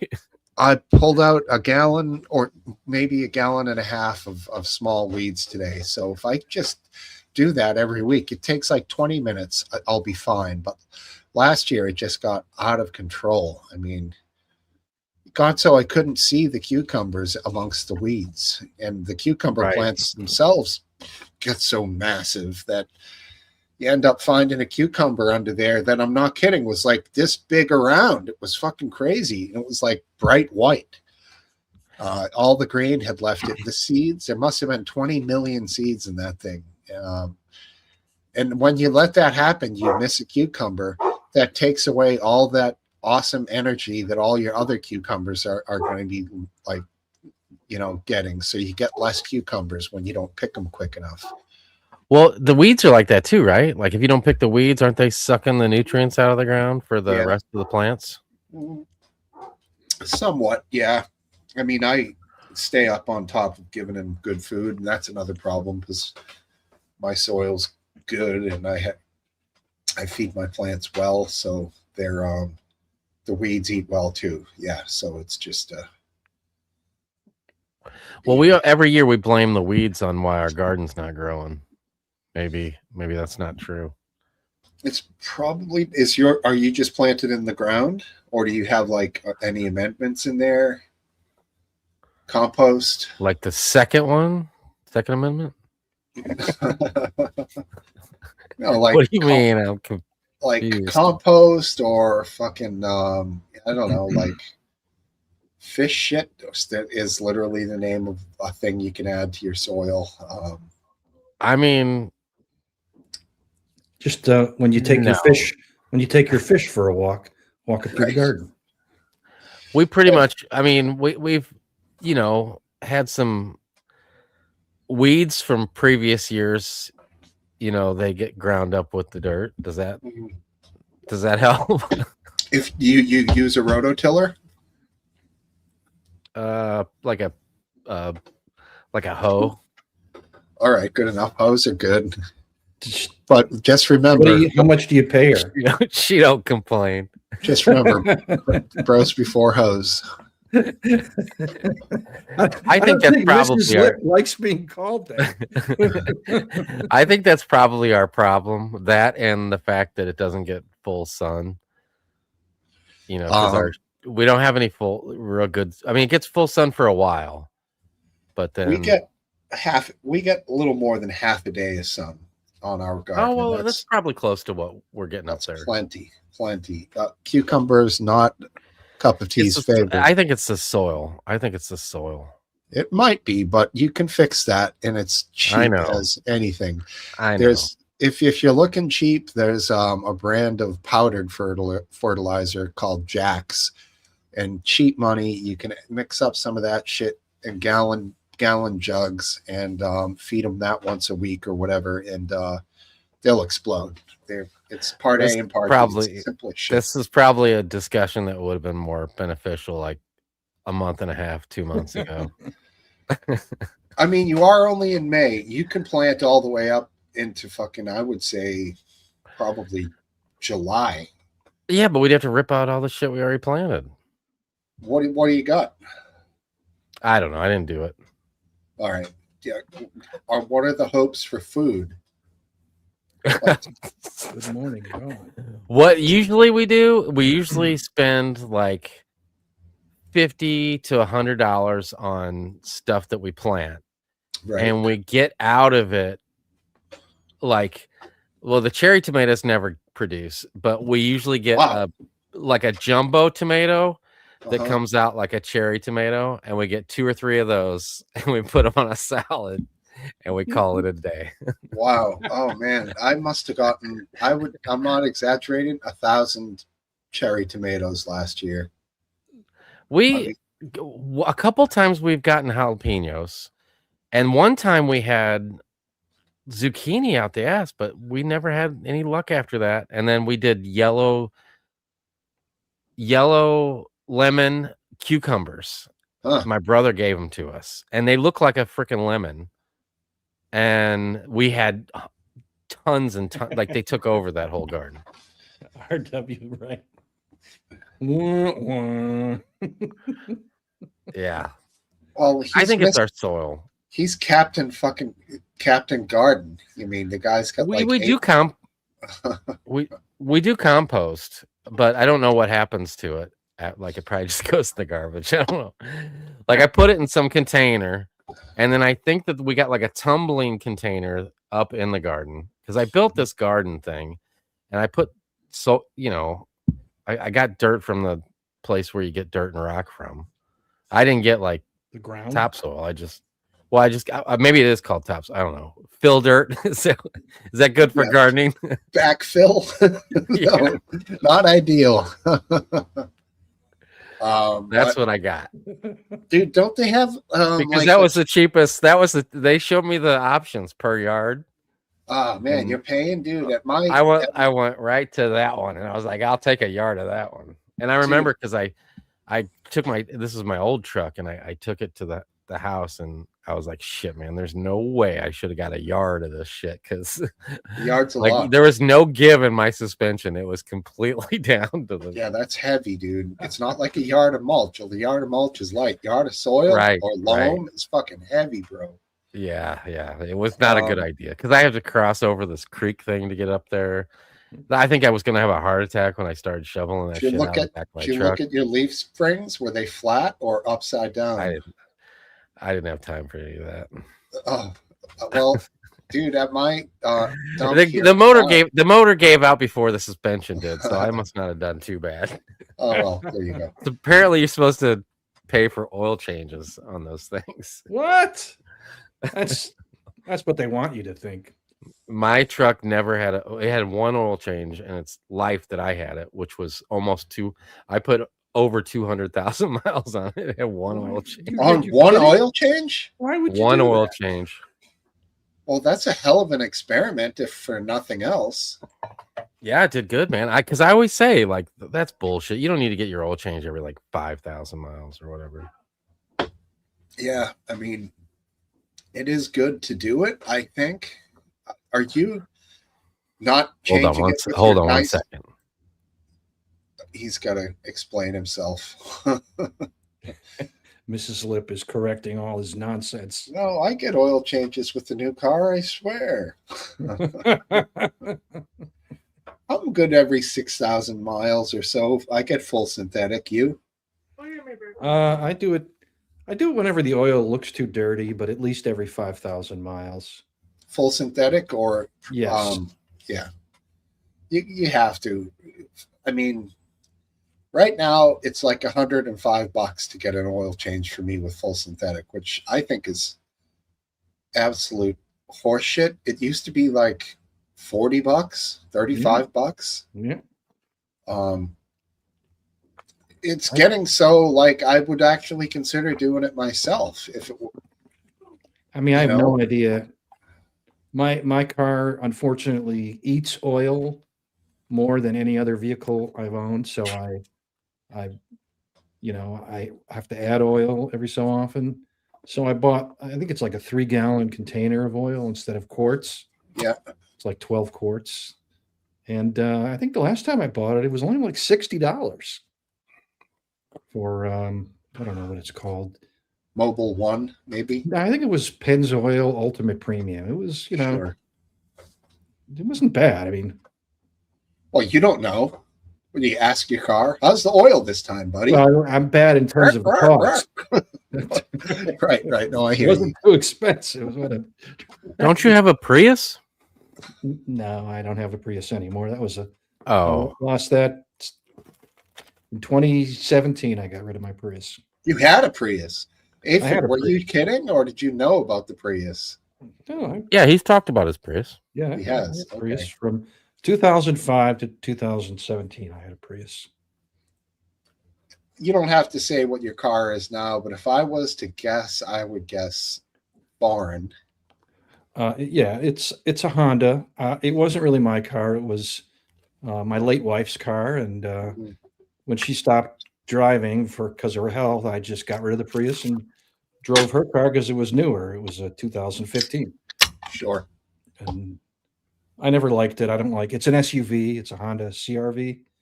I like I'm not those. I'm not an They're SUV good. person. They're good cars. Yeah, I don't blame you. I'm not either. That's why I got my car. Dude, Yeah, I'll tell yeah. you, when you get, apparently my dad said like getting into low cars as he got older was shitty. So he likes the SUV for ease of in and out, Yeah. ease on the knees or whatever. But whatever, free car, you use it up, run it into the ground. Why not? Yeah. What happened, David? You had to shut your camera off? I'm eating something, so I didn't think you'd care to see Is it that. dinner or a snack? Well, I had look. I'm a pillar of health, Sure. but I had fast food for lunch. It was a little late, and I was gonna eat some leftovers because we've been eating out like every day for like weeks, and Out we to pay for that dinner? food. So yeah, so I bring it home if I don't eat it all. I know some people frown on that, but I bring it home. Oh, hell yeah, bring it home. And we got lots of it in the fridge. And well, we're getting kind of slim pickings now because the date, we're pretty strict about like 3 or 4 days. Got to throw that shit out. Yeah, that's a And, good rule. but though. anyway, my wife was doing something and she just came home and she was like, well, I'm going to stop and get some more junk fast food. Do you want some? And I was like, well, maybe. So that's what I'm eating now. What some is more it? junk I don't food. know. It's a spicy McChicken from McDonald's. Not bad. But used to be $1. I don't know what they charge for those things now. I don't think it's much more than that. Yeah, and that's cool, buddy. I mean, don't be shy. We found a restaurant a few towns over. Actually, last Monday, me and my daughter had the day off, so we picked this place and went. Had nice seating outside, but counter service, so you don't have to, like tip anybody, which is perfect. So you go in and get your food, you bring your food outside, and you sit and people watch and eat. I really like that. So we went back Oh yeah, today, me too. brought the wife, and it was good. And then steak and cheese calzone. It was awesome. Yeah, that sounds awesome. Split it with my kid. She wanted it, so we split that. Wife got a chicken Caesar wrap, and then she was like, and she saw the calzone and was like, calzone time. Yeah, like obviously calzone compared to chicken Caesar wrap, calzone wins every time. And she enjoyed it too. It was a good one. Nice lunch. Hell yeah. But yeah, for that reason, like even there, that was still like a $50 thing. Like if you're going out to a restaurant and you're getting apps and everything, I mean, it's just gotten crazy these days, man. You can't I understand why you would be eating McDonald's because at least their prices, though they've gone up, are still, somewhat manageable as opposed to like shit that's gone up. Like I watch these food reviewers and they're talking like $20 subs, $20 subs. I mean, and that's just a normal size sub. Like it's not for more than one person. Like it used to be like $6 or $7. I wouldn't even mind 10, but like the world's gone crazy when like you're going in to get lunch, a working man, and you're laying down $20+ for a single day. It seems to me that in 10 years, prices have doubled. It does. It's right. And I don't know that I'm exaggerating. I really mean they have doubled, at least for food and particularly restaurant food, even fast food. Like Chipotle, you used to be able to get a burrito for, I don't know, $6, $7. And now it's like, I don't know what it is, $15. Yeah, it is. It is between 12 and 15 because me and my son go there, and they're so big that he is like at that age where he's real concerned about his appearance, so he tries not to eat much. So what's $15? We can split one of those, a burrito from Chipotle burrito. Oh wow! So we split it. I let him pick at everything because obviously we can't tell him put beans on one half and another bean on the other half like you can at Subway. Right. And then I have him cut it, and then I pick which side. Right. That's the deal. That's how I used to split up weed in college before we had a scale. One guy splits it, the other guy picks it. And it was like Fuck the yeah. greatest thing. Because then the guy who's splitting them is like he's deciphering the Dead Sea Scrolls. He's concentrating so hard on that split, like you're not just callously like, you take that, I'll take this, because the other guy gets to pick. So I mean that's Yeah, fun. he cuts that shit like a surgeon. He's like, I got to get it perfectly even because he'll pick one and he'll get more food than I do. You cut it at home, or do you use one of those shitty plastic knives? The shitty plastic, yeah, because he doesn't like to eat inside the places, so we usually either go to a park or just chill in the parking lot and watch people drive by. Yeah, I agree. I don't like eating in those, particularly in Chipotle's. They have this kind of steampunk design. At least the ones I've always gone to with the metal vents and hangers and Industrial, yeah. I don't like it. I really don't. I don't like it at all. So I prefer to go to a park or I'd rather sit in my car. Mm-hmm. I got nice comfortable seats. Right. And it's quieter. And then when we don't have to pay for their sodas, we can go to the gas station. Yeah. Well, we'll take it a step further. We'll pack drinks in a cooler with ice packs here at home. And we got my daughter a little cafeteria tray for her in the back seat so she can have her meal nice. Wife washes it every time. It's gold, the cafeteria tray. I mean, it's literally one of the old ones. It's almost this hard to explain color. It's not, it's not purple. It's not red. It's not orange. It's just this weird, it's almost like Bakelite plastic. It's hard as hell, but did you guys ever go to the Burger Kings when you were younger that had that slide that was like 1 million rollers? Do you remember those? Or any park that had it? It was like there was a park we used to take the kids to that had a roller slide. It was cool.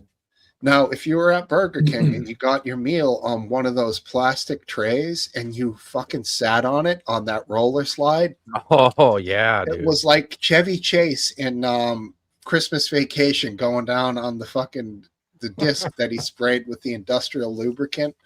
Dude, it's so fast. It was unbelievable. Is this the real? Will the real Hafez please stand up? It is. Good evening, gentlemen. How are you? Hello. It's been a while. Good evening. I missed you guys. Good talking to you, buddy. Banksy. Yeah, there was Yeah, less. yeah. There's less friction on those trays. Exactly. Smoother. We have this real cool guy here in St. Louis.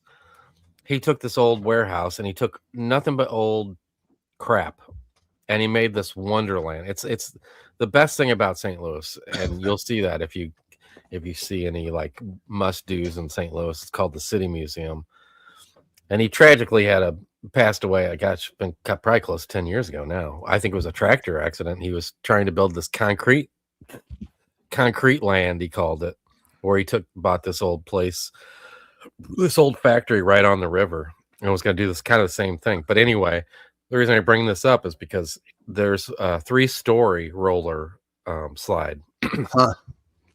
And it's from supposedly, each thing, says kind of where some of the pieces came from and everything. And that one was like a bread factory or something where they took all the rollers and made this. Sorry, gents. I'll be 3-story back in a slide. bit. Sure, All right. man. Yeah. Yeah. All the roller slides that were around 30 years ago have been removed for Safety reasons. liability reasons. If you put your foot on that top of it without thinking, you would slam down so hard on the back of your head. And those things were like stainless steel. I mean, Also, kids would get their fingers caught in the rollers.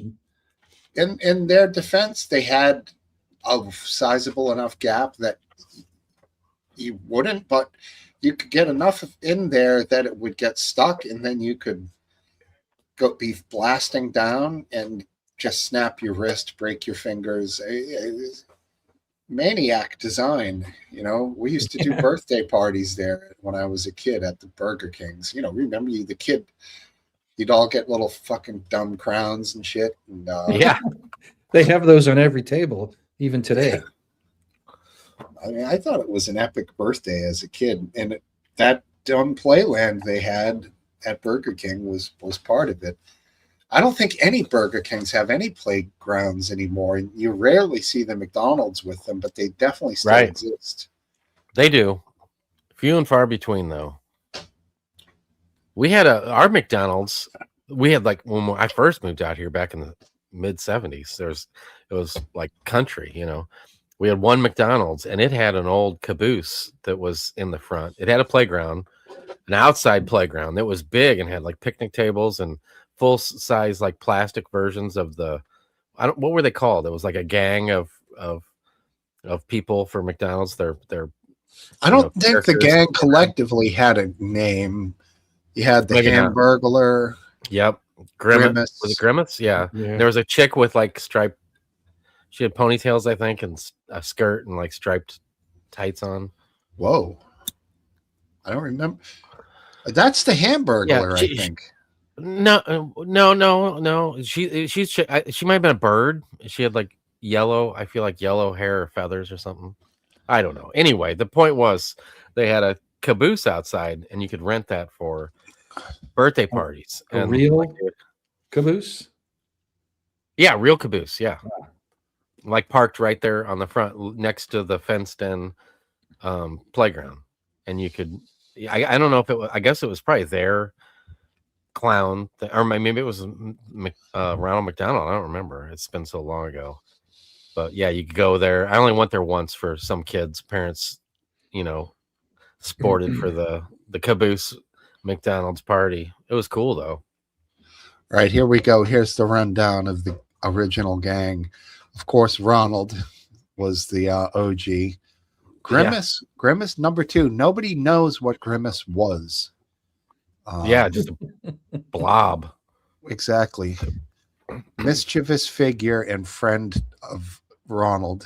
The Hamburglar, of course. Yep, the Hamburglar. Yep. I think the one you're talking about is Birdie, the early bird introduced. That's in probably the 80s. Right. Yellow bird who promotes breakfast items. Enthusiastic and friendly, and it is a female. RW. The Fry Kids, I don't remember the Fry Kids. I don't remember them either. Now, Captain Crook, I don't remember. A pirate character who attempted to steal the fish fillet. Don't remember him. Birdie, that's it. Mayor McCheese, I know the name, but I don't really remember the politician as such. Typical corrupt politician Yeah. asking for free food to influence legislation. And the final one is Officer Big Mac, who I also do not remember at all. Yeah, I don't know what Grimace was. Grimace is a taste bud. Interesting. I feel idea. like Birdie had a skirt, but no, it looks like she's got like a basketball jersey on. Huh. But yeah, they had plastic figures of those out in the playground. They were life size, and they would sit on a bench, and you could sit next to them, and they get your picture taken. Sure. Good old days. It's Hell like yeah, the movie those are Stand good By days. Me. You're having a smoke after a meal, like Yeah. it was River Phoenix, so, right? It's so choice. Yeah, exactly. Is he died, right? River Phoenix? Yeah, he did. Yes. Yeah. He died outside of the Viper Room in LA. That was owned by Johnny Depp. Yep. And Flea was right there. Was he? Yeah. Oh, I didn't know that. I Quite a- probably did, but that was 20-something years ago. Yeah, they were playing music, and River played music in the band, I think with Johnny. And I think River was like saying he thought he was ODing. And people were like, you would be in much worse shape if you were ODing. No one says they're ODing usually. Usually other people pointed out because you're, half awake or whatever worse. And then shortly after, he lost consciousness. Like he left the stage, kind of stumbled through the club, and I think Flea was sort of tailing him. He went outside, and then he basically crumpled down, and that was it. I don't think they were ever really able to get him back, sadly. What a shame. Yeah, he was like looked at comically as sort of this like pillar of health. He's like a healthy young guy who's supposedly in good shape, but in reality, he was doing any and every drug that he could get his hands on, but predominantly the needle drugs, I think, is what did him in, sadly. What do you got there? The jumbo can. I decided to get it. I had this at a restaurant not too long ago, and Yingling. And is I it was like, they're Chinese? cheap no, it's not. It's actually the America's oldest brewery. I think I drove by it on the trip up and down. Is it in New York or Pennsylvania? I don't know. Hey, Mr. Kelsey. Good to see you, bud. Good to see you. An old America's oldest brewer. friend. I don't know what Mr. E is talking about here. I didn't change. Cherry pie, eat. Oh, and Stand By Me. Yeah, I think it was blueberry. Blueberry. Yeah, Lard 'cause ass. I remember when they puked, it was dark colored, not reddish colored. And that is a good scene. I love that storytelling ability of that one young kid. It's great. And it's such a cool kid. Go-to beer. It's such a good gross kid story, like Yeah. teen, You could young see a teen. kid, Exactly. a prodigy writer kid wrote that. And I think wasn't that a Stephen King? It doesn't seem like it, but I think it is a Stephen King. It is. It's a great Stephen King. And in the book, maybe he wrote that like for real as a kid. Maybe. Who knows? Sounds cool. It was his book, and from what I understand, I did not read it, but his book is a little more edgy than the movie. I think the movie was Played it safe. a little bit. I think that the bad guys, remember the older kids? I think one of them was played by Kiefer Sutherland. Yes, he was. They were real dicks in the book, much worse, even though they were real Oh, really? assholes in the movie too. Yeah. Yeah, they were. But it was. Who directed it? Was it the Godfather guy? Let's guess here. I don't think it was Scorsese, but is that what your feeling is? No, the Godfather, not Goodfellas. Oh, Godfather was the daughter was in the third one. What the hell was her name? Yeah, Coppola, Francis Ford Coppola. Yeah, exactly. Let me see.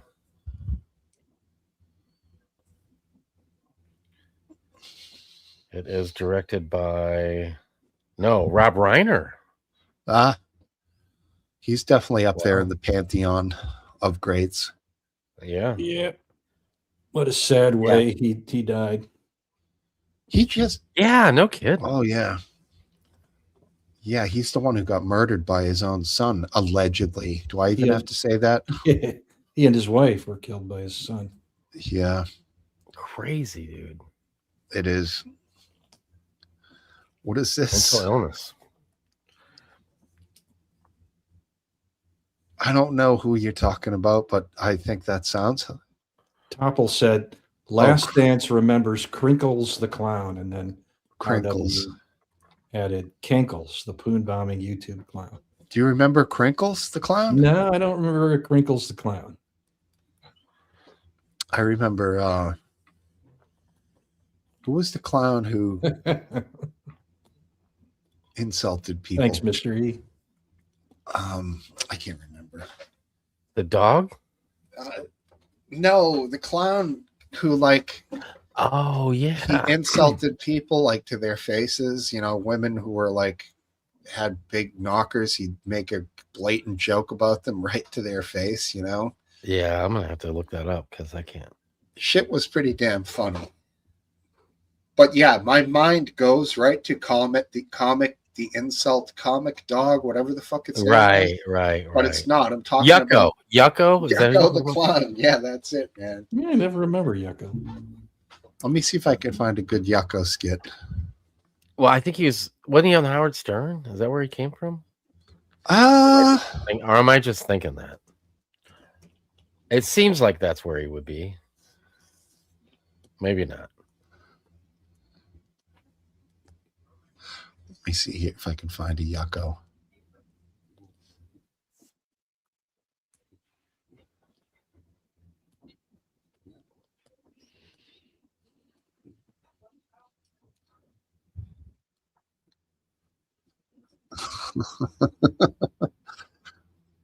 Oh, he was on the Howard Stern show because here's a picture of him on there. He's very insulting.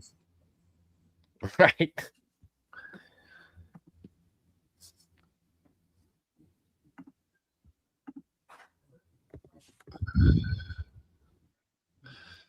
All right, I got to get this right. I'm sorry. I'm coming back.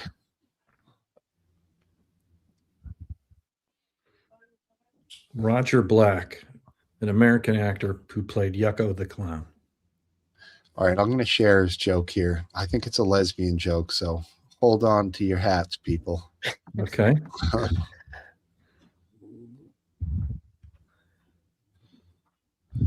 fuck you. I'm a lesbian. Are you really? Yeah. Yeah, you eat a lot of fish. Oh, yeah. Like a fucking whale. Right. Get it? But you're fat. Right. Yeah, it's not good. That's just mean. That's not funny. Chappelle Show, the N-word family. Can't watch that here. That is definitely that is a good skit, though. Heck yeah, it's a good skit. Yeah. I should look for Oh. Chappelle stuff on YouTube. Yeah, I Chappelle. know how you are when it comes to paying bills. And then he said, he's delivering milk. Very funny. Yeah, he was. Wasn't it back in like the 50s or something, supposedly? Yeah, totally. Brilliant shit, man. Absolutely brilliant. I feel like he's too political these days. Yeah, he's not as funny, and yeah, he's a little too political. I think one cool thing that he kind of stood up against the whole like woke mob bullshit, which I did like. But then again, do you even want them going in that direction at all if all you want is laughter from them? Like, I don't know, are you a stick to your day job sort of guy, or do you like when celebrities become like fixated on the cause? I don't know. I don't like it when they get into politics. In his case, he was kind of railing against kind of stuff being out of bounds for jokes. And so, I don't know, he kind of, he was angry, and he kind of, expressed his anger about the woke mob kind of declaring things not to be acceptably funny and right, so on, which impacts him because he's all about the politically incorrect, kind of the things that he senses you're most uncomfortable about saying. That's where he's going to go with his comedy. So he doesn't necessarily that's race or sexuality or whatever, he's going there because he knows that you're uncomfortable about that. Yeah, he wasn't an overly red comedian in the sense of like Red Light District, like Dirty, but his subject matter, case in point, Clayton Bigsby, the black whatever Grand Wizard of the KKK, the character that he did, he was blind, black. Yeah, exactly. Oh, that was fun. What black white supremacist? Yeah, and not actually. I don't think there was one swear in that, but yet somebody would watch that and be so offended. And the beauty of it is they did it in the genre of Frontline, and they actually got the Frontline guy to interview him and do the narration a la Frontline on PBS. And it is chef's kiss that they got that guy and pulled that off so accurately. Really well done. It was also it was funny. It was well written material. It was absolutely hilarious. Right. People couldn't really believe what they were seeing, and that was the genius of it, that he pulled it off. He made you realize it's like with music, like this recent band that's doing this off time shit. I don't know if you guys saw them. They're all wearing polka dots and like have extended noses. They're like breaking the ideas of music by creating this new style of music. That's kind of what he did, but with comedy, you know. Yeah. He did things that were outwardly offensive, but also not really offensive because it's so comical that you'd have to be an idiot to get offended by it, you know, in my mind. You know, it was a step beyond in terms of sophistication, what I would call shock comedy. Right. You know, a shock comedian might just scream the N-word just for its effect. Sure. And it might get laughs because people are pretty uncomfortable about that. But you know, that's not what Chappelle does. He has a whole story with an insane premise, and that's only the beginning. He then makes it hilarious too. So, you know, the blind black white supremacist is just brilliant. It is brilliant. It also insults the white supremacists, but the guy's black, so it's just kind of blows your mind. Even, you know, the throwaway stuff he did, racist Hollywood animals, it was just hilarious. I don't recall that one. Me neither. He showed a picture of the Edmund. Remember the Edmund Pettus Bridge, the protest in Montgomery, Alabama, when the police let the dogs loose on the protesters?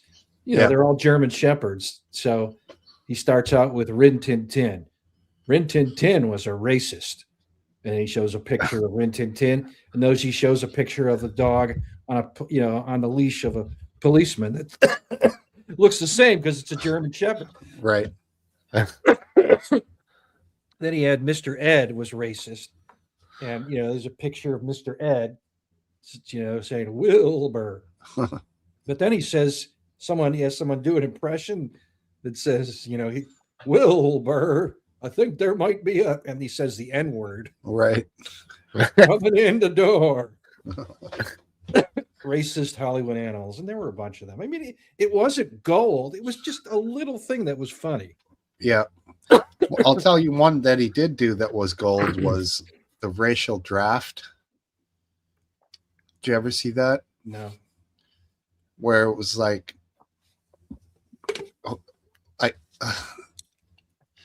you don't remember that? They basically, who's going to take what, like blacks or whites? Like I haven't seen all of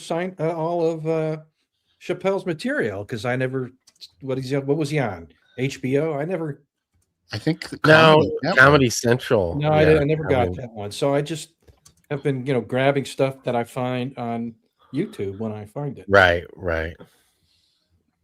I see more of his stuff from that than I did like really, because I feel like that was like a part of my life where I wasn't sitting down watching a whole lot of television. The premise: delegations from African American, Jewish, white, Latino, and Asian communities gather to draft celebrities who are racially ambiguous. The blacks draft Tiger Woods. The Jews drafted Lenny Kravitz. Wu-Tang Clan was drafted by the Asians. Eminem is requested by the blacks. Colin Powell drafted by the whites. I mean, it's pretty good. Like, that is excellent. Yeah, it's hilarious. It's good shit, man. All right, I gotta make a Lenny Kravitz drafted by the Jews. And wasn't his mother like the housekeeper on the Jeffersons. I don't know. I think she was a famous actress. Lenny Kravitz's mom, was her. Exactly. I'll be right back.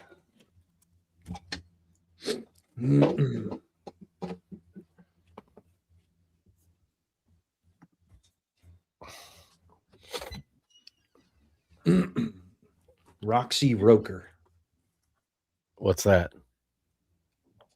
his mother. Oh. Yeah, I think he had a white dad. Man, he's got some good genes, I'll tell you that, because that dude's like, I think he's in his 60s now, and he looks like he still looks like he's freaking 30 years old. I mean, with his shirt off and stuff, he's like ripped. Mm-hmm. I guess I think it takes a lot of work to look like that. His father was Jewish and his mother was black. What a combo. Yeah.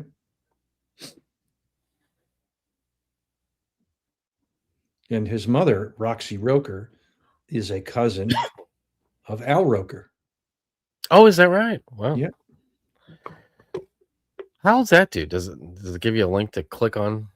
Yeah. You want me to tell you how old Al Roker is? Yeah. Not as old as you would guess. How old do you think he is?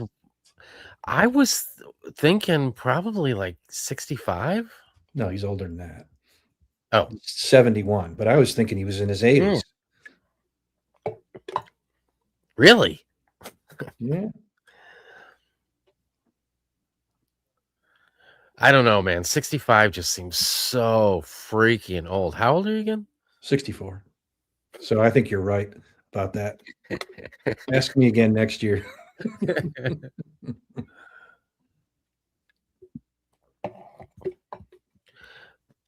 Smoke Steve, did you get a haircut? No. No. Nope. I thought maybe the back was real short. Nope.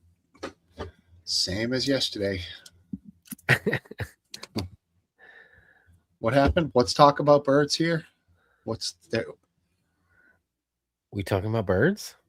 100-pound black bear in the front yard, he says. Okay, yeah, we had like a 75-pounder here in the driveway a couple years ago. I sent you guys a picture of it. Yeah, I remember. Yeah. Wasn't it nosing around in your neighbor's trash and stuff? No, it was wanted to get into through my fence to get to my bird feeders, but luckily I yelled and he ran away. And were you afraid for your life at all?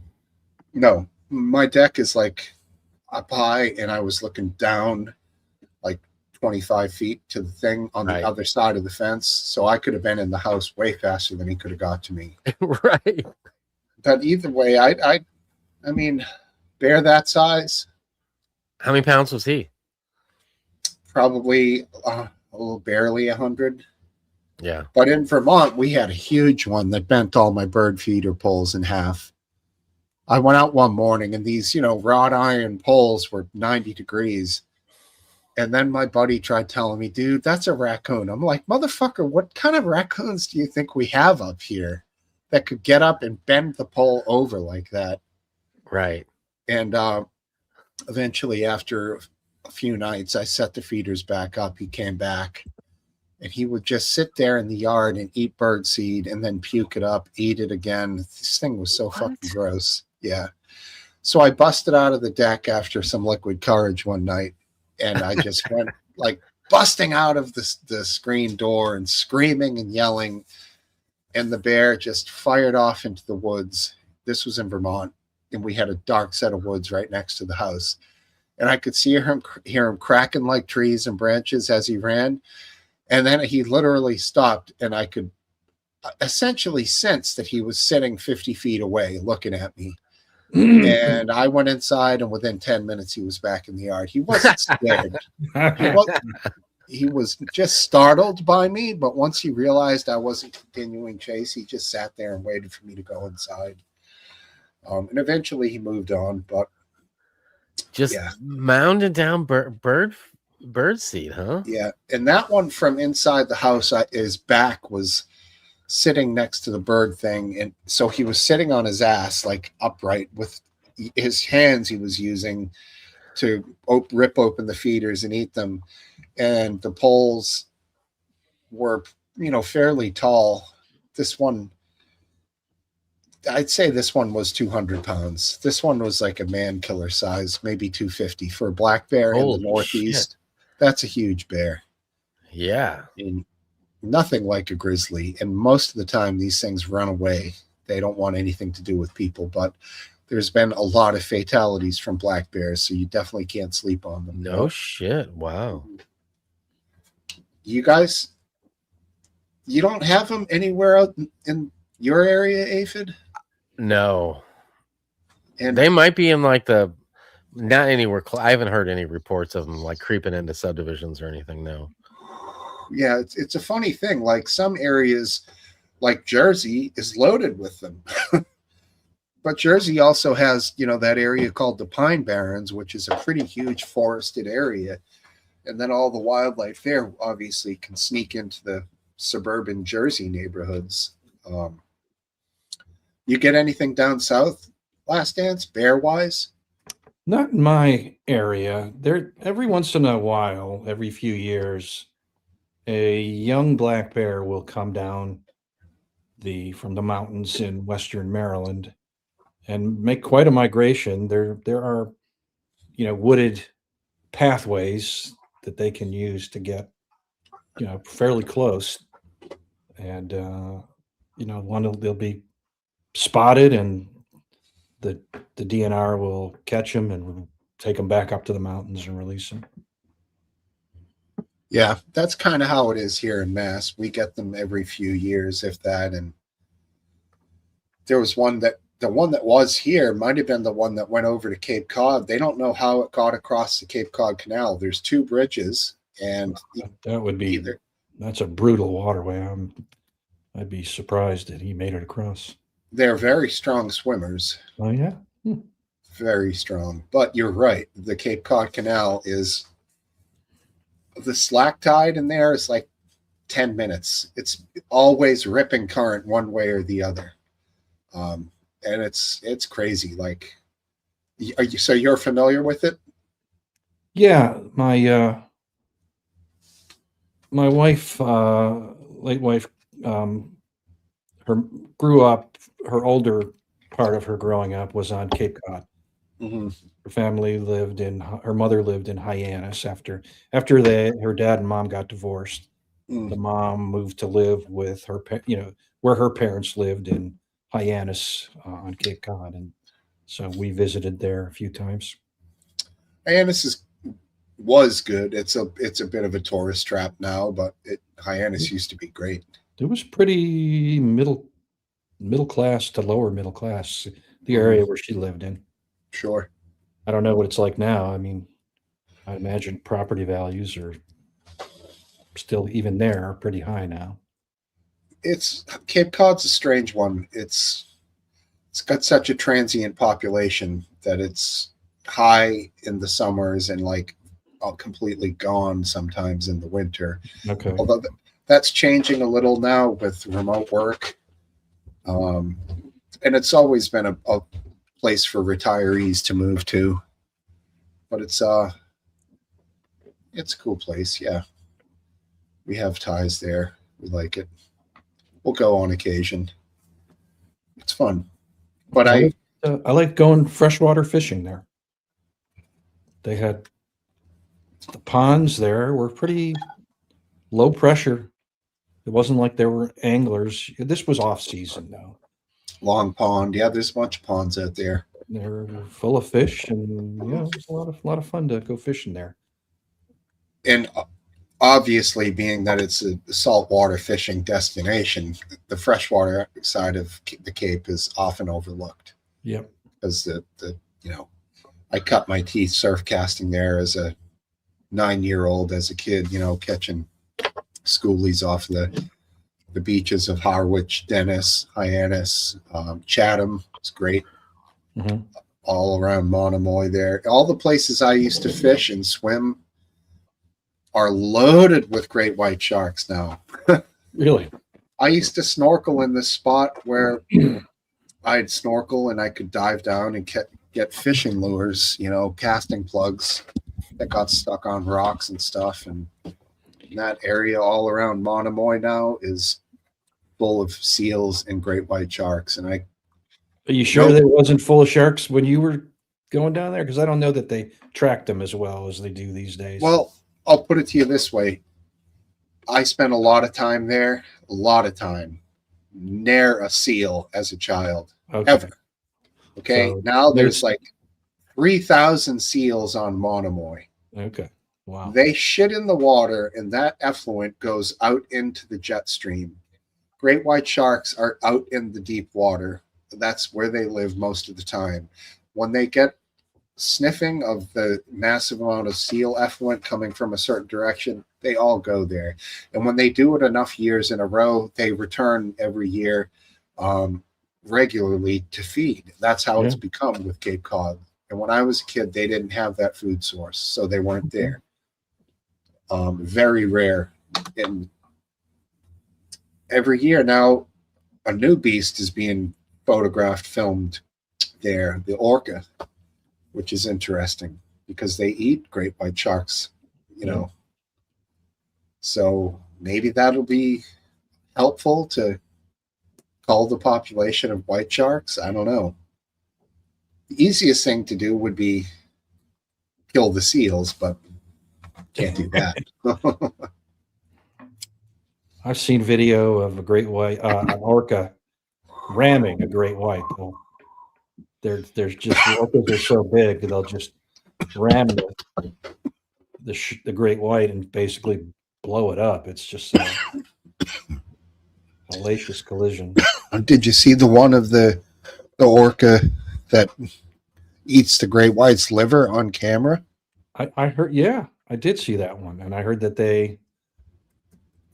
I don't know if this was a YouTube video. I think it probably was a YouTube video about the orcas that eat great white shark livers. Yeah. Apparently, great whites have big livers, so it's not necessarily just a matter of preferring, dark meat to white meat. It's a big proportion of great white shark.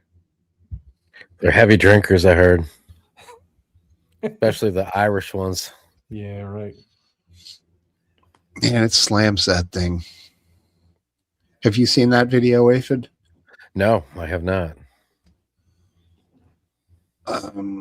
ABC footage should be fine to use, right? Yeah, I would think so.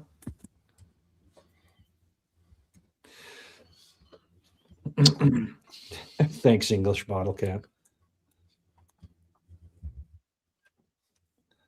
What is that? I don't get it. With the Clarice and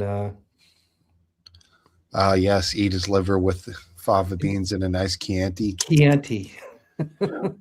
Intake Corp. He doesn't want it. He doesn't like us anymore, bro. Yep, he's found a better deal. He's tired from all the work. No, he actually probably is tired from all the work. I'm just trying to bust his chops. What am I doing? Whoa, what was that? Jesus, that chicken sandwich is repeating like a howitzer. Yep. Christ. You gonna show the video or not? Here we go. There it is. Pay not attention to her. Oh no, I'm muted. Moment caught on camera. Watch this video of an screen? orca taking down a great white shark. Scientists believe it's the first time a single orca was recorded killing one of the ocean's most feared predators. Janae Norman has that story. Damn. It's the jaw-dropping image of Jaws, a great white shark going from predator to prey. That's Sophie, a 60-year-old grandmother orca, in incredibly rare footage showing exactly why they're called killer whales. Their aim is perfect. Part of the Nat Geo limited series, Queens. Orca are very smart animals. They're very powerful. And in some cases, probably even more powerful than a white shark. I think what we're seeing is probably an anomaly. We often think of white sharks as being the top predator in the ocean, when actually orca are. The massive animals that can grow to nearly 30 feet long and weigh some 6 tons are also highly social, typically living and hunting in pods. Highly social. She has a her Highly voice- social. Yeah, very contrived on the like the old radio DJ. All right, back from 30 seconds of commercials after this, you know. Let's hit the post on that one, people.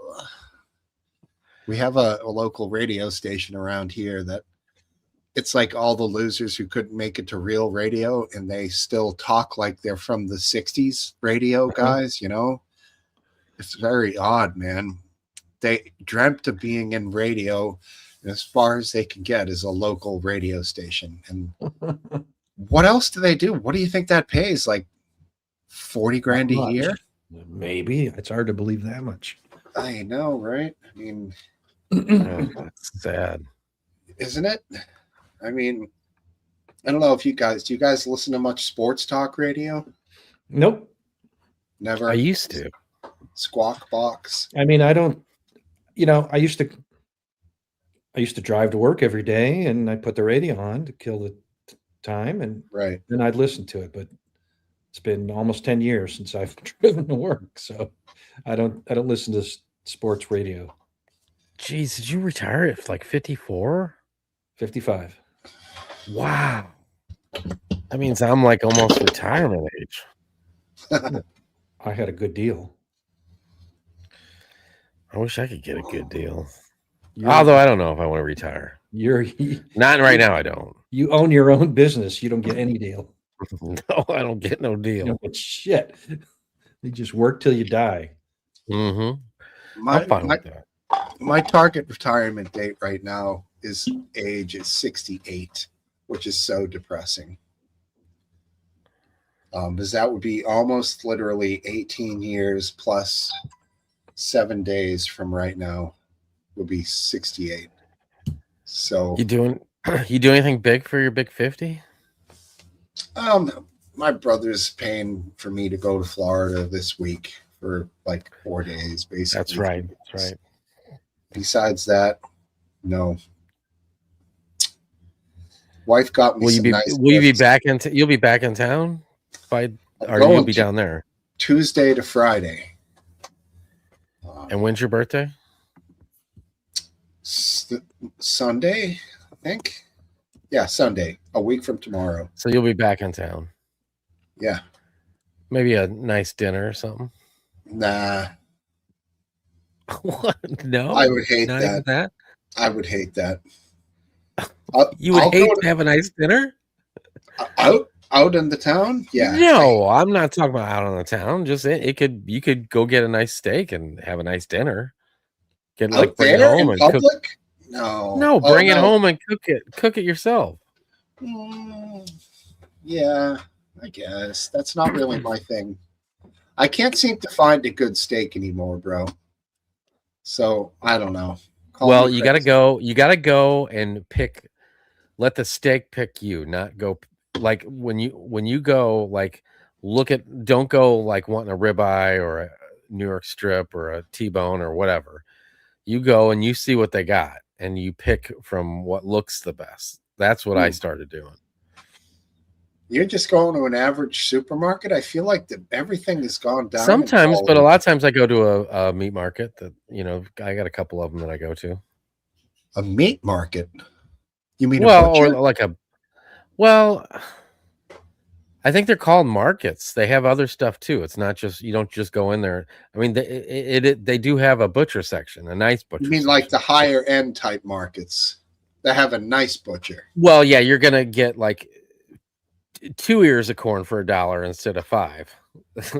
Is the corn worth that much more of an improvement? No, the corn, that stuff usually isn't any better than the grocery store. Right. But if you're going to go there and you're just like, if you're going to go there and you plan on cooking one of they got better cuts of meat there.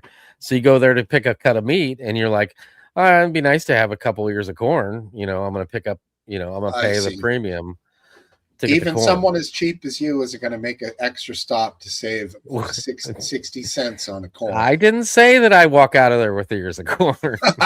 You didn't. It's true. I Okay. stop at the grocery store and get the 5 ears for $1. Right. Where do you I'm get just 5 telling- ears of corn for $1? Dude, At at our, sometimes I in did the today. year- I did today. Man. Some parts of the year, it's like insanely cheap. And Yep, I did today. it's like a murder scene around the corn bin. There's husks everywhere. Oh, yeah. I will say, I will say they were on the smaller side, but the chick checking me out, she's like, "That's such a great deal," and I'm like, "Well, they're kind of small." She's like, "Well, I had one last weekend, and they were really sweet because it was bicolor, and those are usually pretty good." You like buy? I do. Yeah, that's. I mean, I think you're looking good. That buys- I tend to like a big corn. Yeah, like the big, but this time of year you get what they got. small. I mean, I like the big, like juicy kernel corn where it's like a big. Well, usually yellow and bicolor are a little smaller than the yellow anyway. Okay. I don't know. Corn's weird. It's kind of overrated, but it's sort of a traditional thing. Like if you're at a barbecue or whatever, it's nice to have an ear of corn on a plate. Just I don't know. Have you guys ever had that Mexican street corn?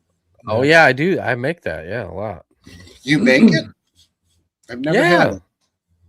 Is it a different type of corn or is it No. Same corn. You put spices and like Okay. cheese and oil and Chili. mayo and It's shit on mostly it. chili powder, a little bit cumin, mayonnaise, surprisingly, lime juice, and that's pretty much the basics of it.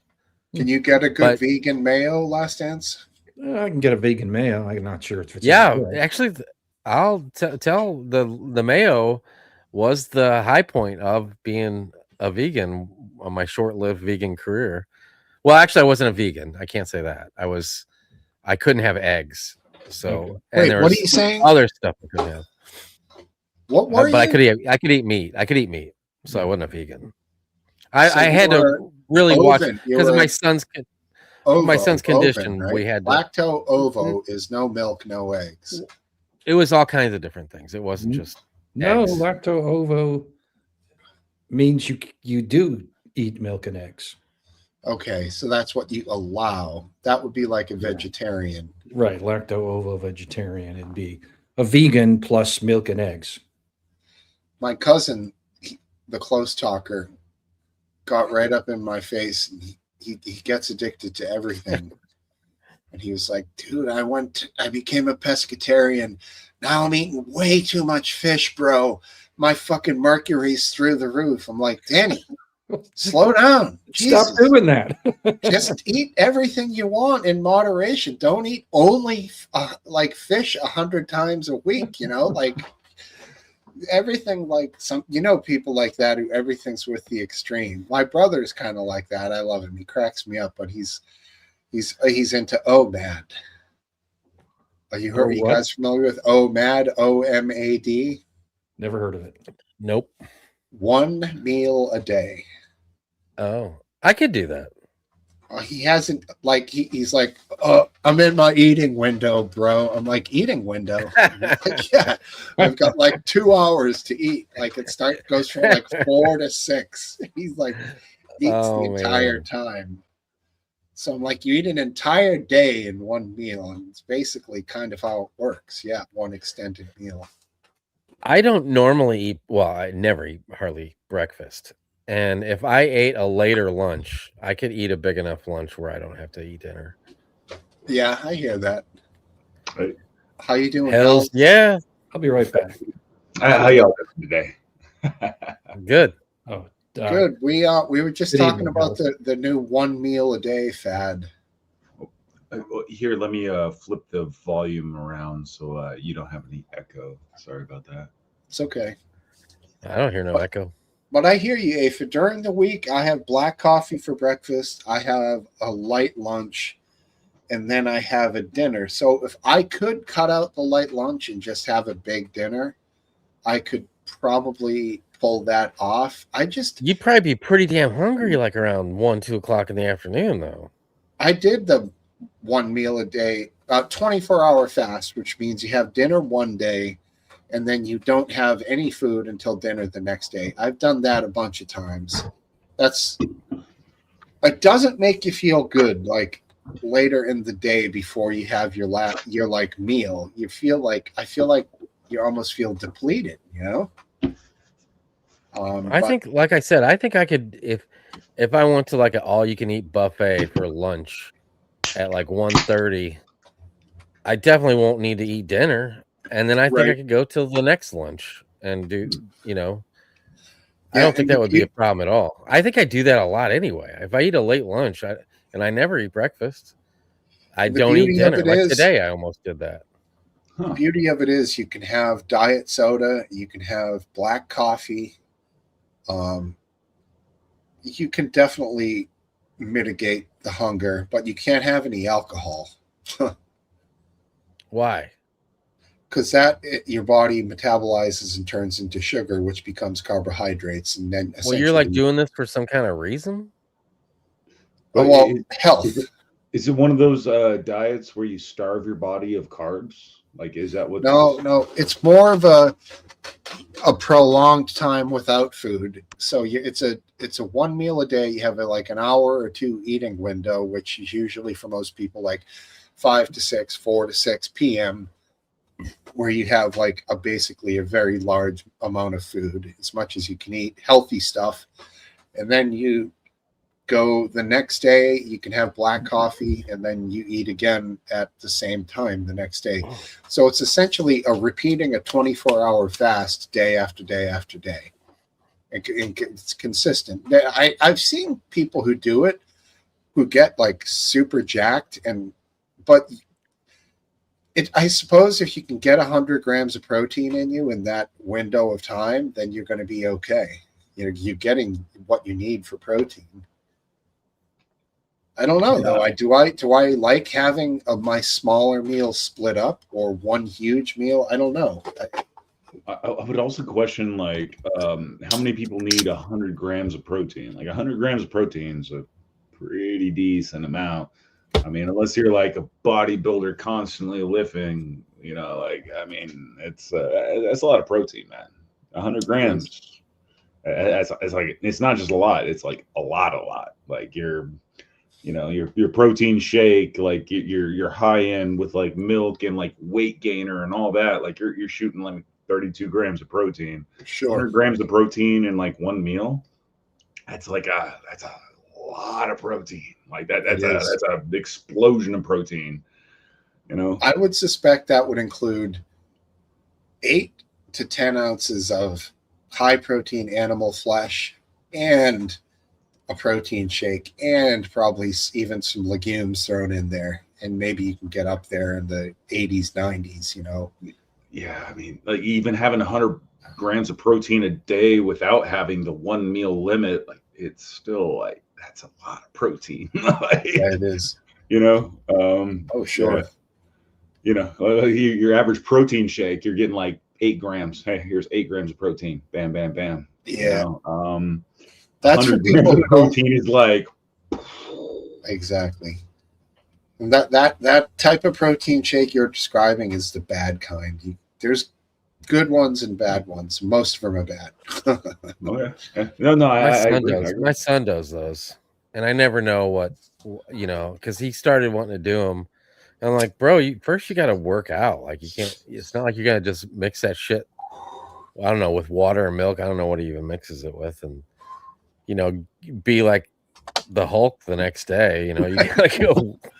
And he's like he got his first batch of creatine because I was kind of against it because I didn't know I still don't. Just reinforce the fact that aphid lift, he's got to drink way more water. He does drink a lot of water. He does. Creatine is very taxing on the metabolism, the kidneys, and diet liver. soda. You've got to fucking drink a ton of water on creatine. I've had nephews who did that in high school. Well, I'll tell them. And they worked out a ton, and that creatine was like tough on their bodies for sure. Well, I know if I say something to him, he's gonna be like, "Bro, I drink like, 3 gallons of water every day. What are you talking about?" Because I know nothing and he knows everything. Of course, he'll grow out of that. No, there's this guy that I watch. He's I think he has doctorates in like health science something. But he has a really good one where he actually breaks down like what things actually really help muscle gain. And I mean, a lot of his stuff was cutting down to like, hey, creatine, what was it, nitric acid. There was like a couple things, and he was like, but like it was very study based, where he's like, hey, I have my doctorate in this, and he broke down the studies and said like, these are the very specific things that actually translate to any kind of benefits on the basic level. One of the biggest ones was actually caffeine. If you caffeine dose. Oh, is that look at that bear in your backyard? Yeah, he just set off my camera. Oh, Big that's a raccoon. Oh. Is he coming for your chickens, bro? No, he's lives in the storm drain pipe he set out yonder, and he comes out every night. It's all right. But yeah, but no, I mean it's something that maybe like if your kiddo's all about like the chemicals and stuff, you'd show it to him and be like, hey, these are where things matter. But I do agree, like, hey, just because you stand around in a gym and you like take the right supplements does not mean you're going to get bigger. You actually got to lift the weights. You actually got to do the stuff.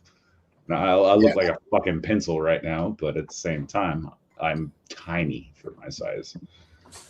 I mean, I know guys and gals who can get a pretty good body from doing a lot of calisthenic training, push-ups, pull-ups, dips, all body weight stuff, and walking, running, the whole combination of things, and good diet with the right supplements, you can get pretty shredded.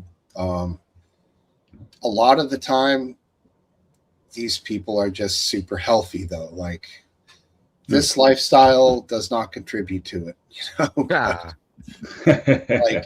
I watch his channel that comes up on my Instagram feed. It's called Body by Mark, where he talks to people who are shredded, usually in the streets. He approaches people and discusses their workout routines. And like 9 out of 10 times he brings up alcohol, they say very infrequently or not at all. And these are the very low percentage body fat type shredded people. One dude fucking did 11 inverted handstand push-ups, like right there on the street. That's probably one of the hardest damn things to do one of.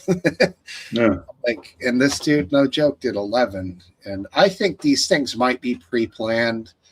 It's a little too ironic that all of a sudden this shredded person who's like a model is like so ready to discuss with this guy randomly in the street. Oh yeah, here's my routine. Now I think that this is a little bit like of a contrived thing, but I still enjoy it. And I like seeing their workout and their workout routines, but often alcohol is not part of it.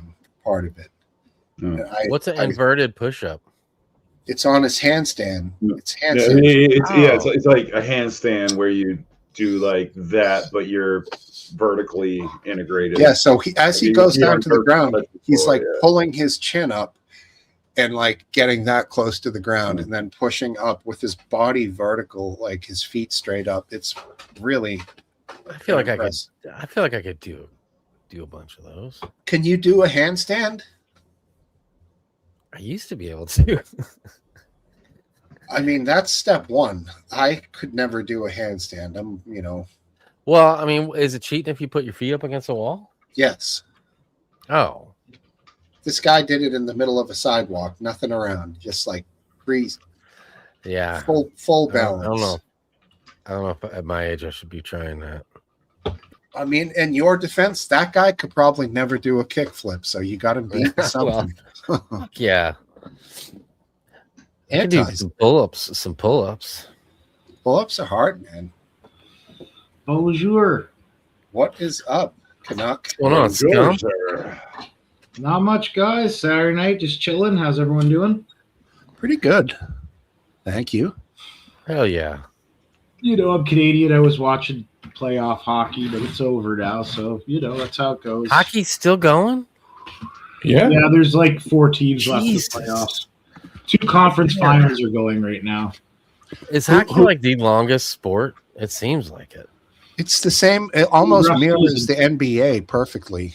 Pretty much Does it? exactly the same as the NBA. Yep. Oh, Yeah. okay. It seems like hockey goes on forever. Same amount of games, same amount of playoff games. The structure is almost I guess because it's like summer and it seems like a winter sport and they're still doing it. right. Like basketball, you know, it's inside, so you don't think of it. I've come to think over the years now that the playoffs in hockey and basketball are obscenely long, and I don't like it. Yeah, because I feel like the Blues just stopped playing like 2 months ago. It seems like. That's what I mean. Playoffs are astronomically long. And then you look at football and they're like super short. Baseball is I don't know. Baseball is kind of in its own category. The season is so Yeah, they crazy. play like 300 games. It's ridiculous. 162, I think, or something like that. And That's then how the playoffs close. start. That'd be close. And then Yeah. the playoffs start. And then it's nuts. The Red Sox are absolutely horrendous this year. I don't know how you guys' local baseball teams are. The but Cardinals are actually surprisingly doing really well. Hmm. I've been to a couple of games. Well, no, I went to one game. My wife went to 2. My wife and son. Who's your team, Last Dance? I follow 2 teams, the Orioles Yeah. and Cubs. the Nationals. Oh, Nationals. They're both, the Orioles are doing poorly. The Nationals are doing poorly, but not as poorly. Don't you have You don't- Scherzer? No. It's been a decade since we had Scherzer. I'm living in the past, man. Yeah. You don't hold on to the Cubs? I do the Cubs, but yeah, I'm not going to be able to go to their games very often. And what about Right, that's you two guys down below? Do you follow baseball at all? I like the sports, not the biggest fan of the teams. I got you. Cool. Blue Jays was like made it to the World Series Game 7 and lost last year, so there was a lot of hype, and now they're terrible this year. So That I mean, happened. Oh, man, I was so rooting for the Blue Jays.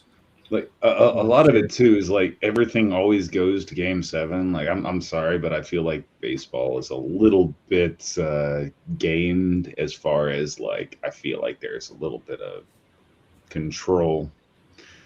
So like, are you familiar with like the like how the NFL reclassified themselves from a sports team to an entertainment franchise? Like what that means? Yeah, we've covered this a bit before on the pub here. Yeah. So I mean, like they reclassified themselves into a direction that said, like, hey, they're no longer about a sport going on with rules and stuff that matters.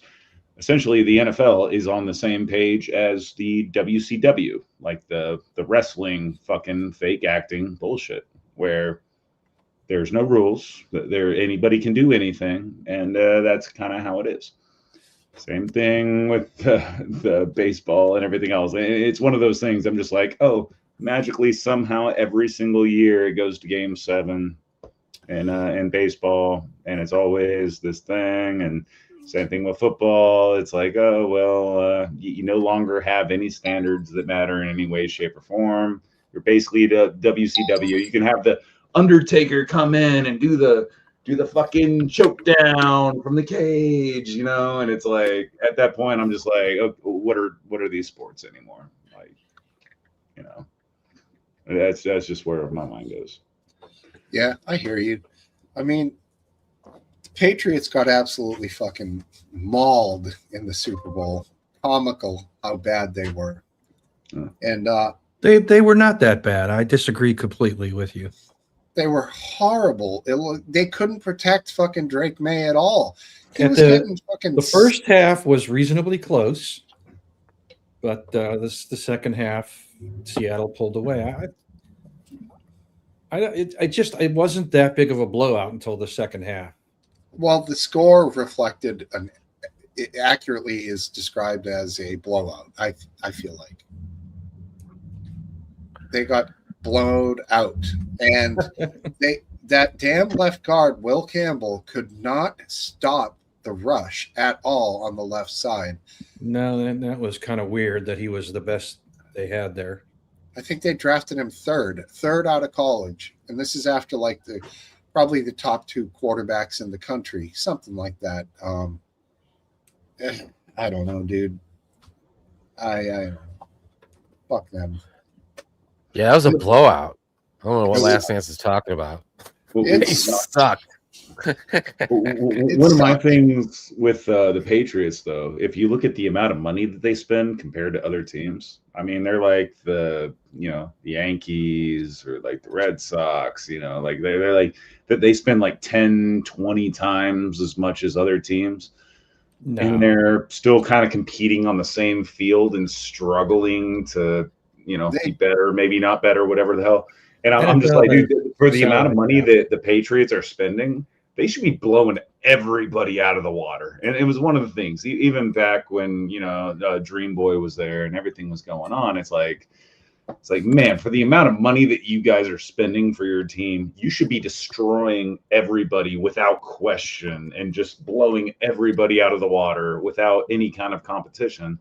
And you're still just kind of squeaking a little bit ahead and kind of getting the Super Bowl. Like that's the thing where I'm just like, well, first in 20 years, they won 6 Super Bowls under Tom Brady, who had a local discount that he famously took to stay and to keep the team together. A few other guys did that. The team wasn't a cheap team, but what ended up happening was they had players who could have gone and made a lot more elsewhere, who kept a hometown discount, but that hometown discount still meant that Kraft had to pay them well, but certainly not at like league maximums.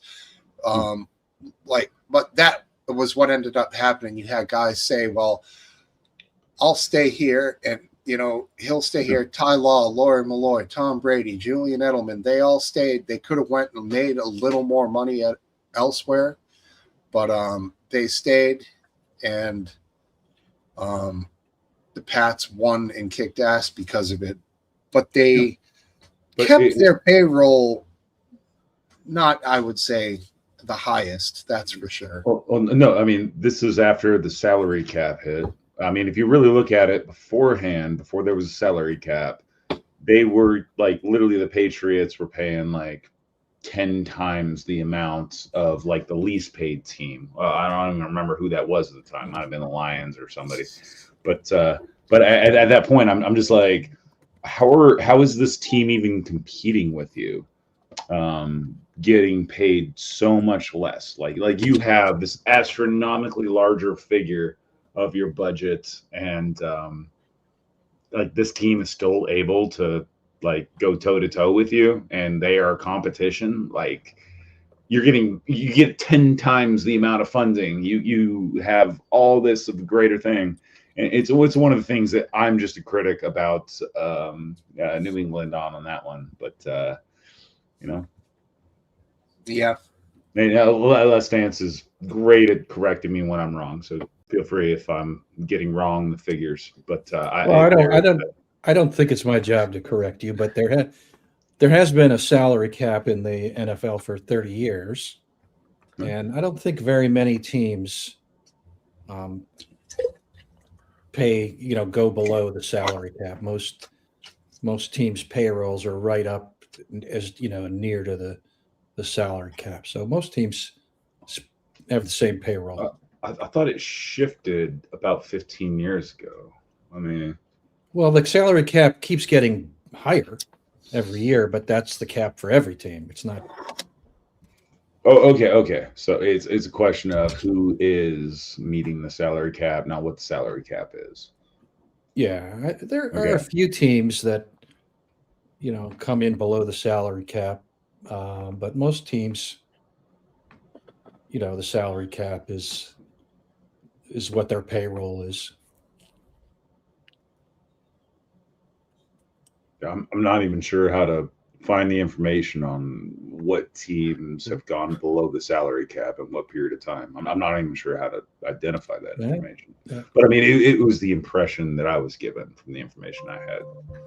And I could be wrong. I mean, 100%, I'm willing to admit when I was wrong.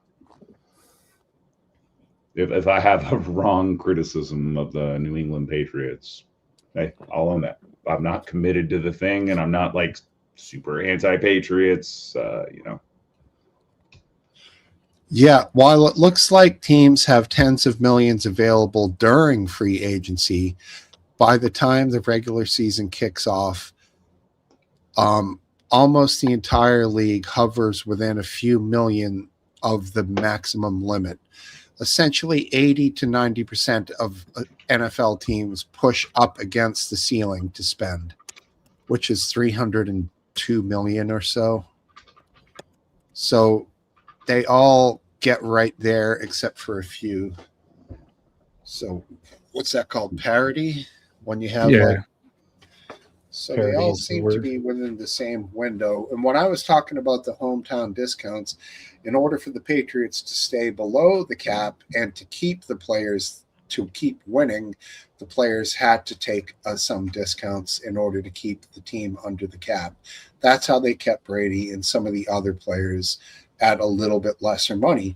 But when you had a guy like Rob Gronkowski, who comes off as kind of a goof, but even up till right now, he made a lot of money in the NFL. He hasn't touched that. That's all his investment money. All he ever spends is money he made off of investments, off of advertising, and his current media gigs now he lives off of. But all that 60, 80 million he made in the NFL is just growing and growing. The guy plays this big lunk of a character, but he's not an idiot. You know what I'm saying?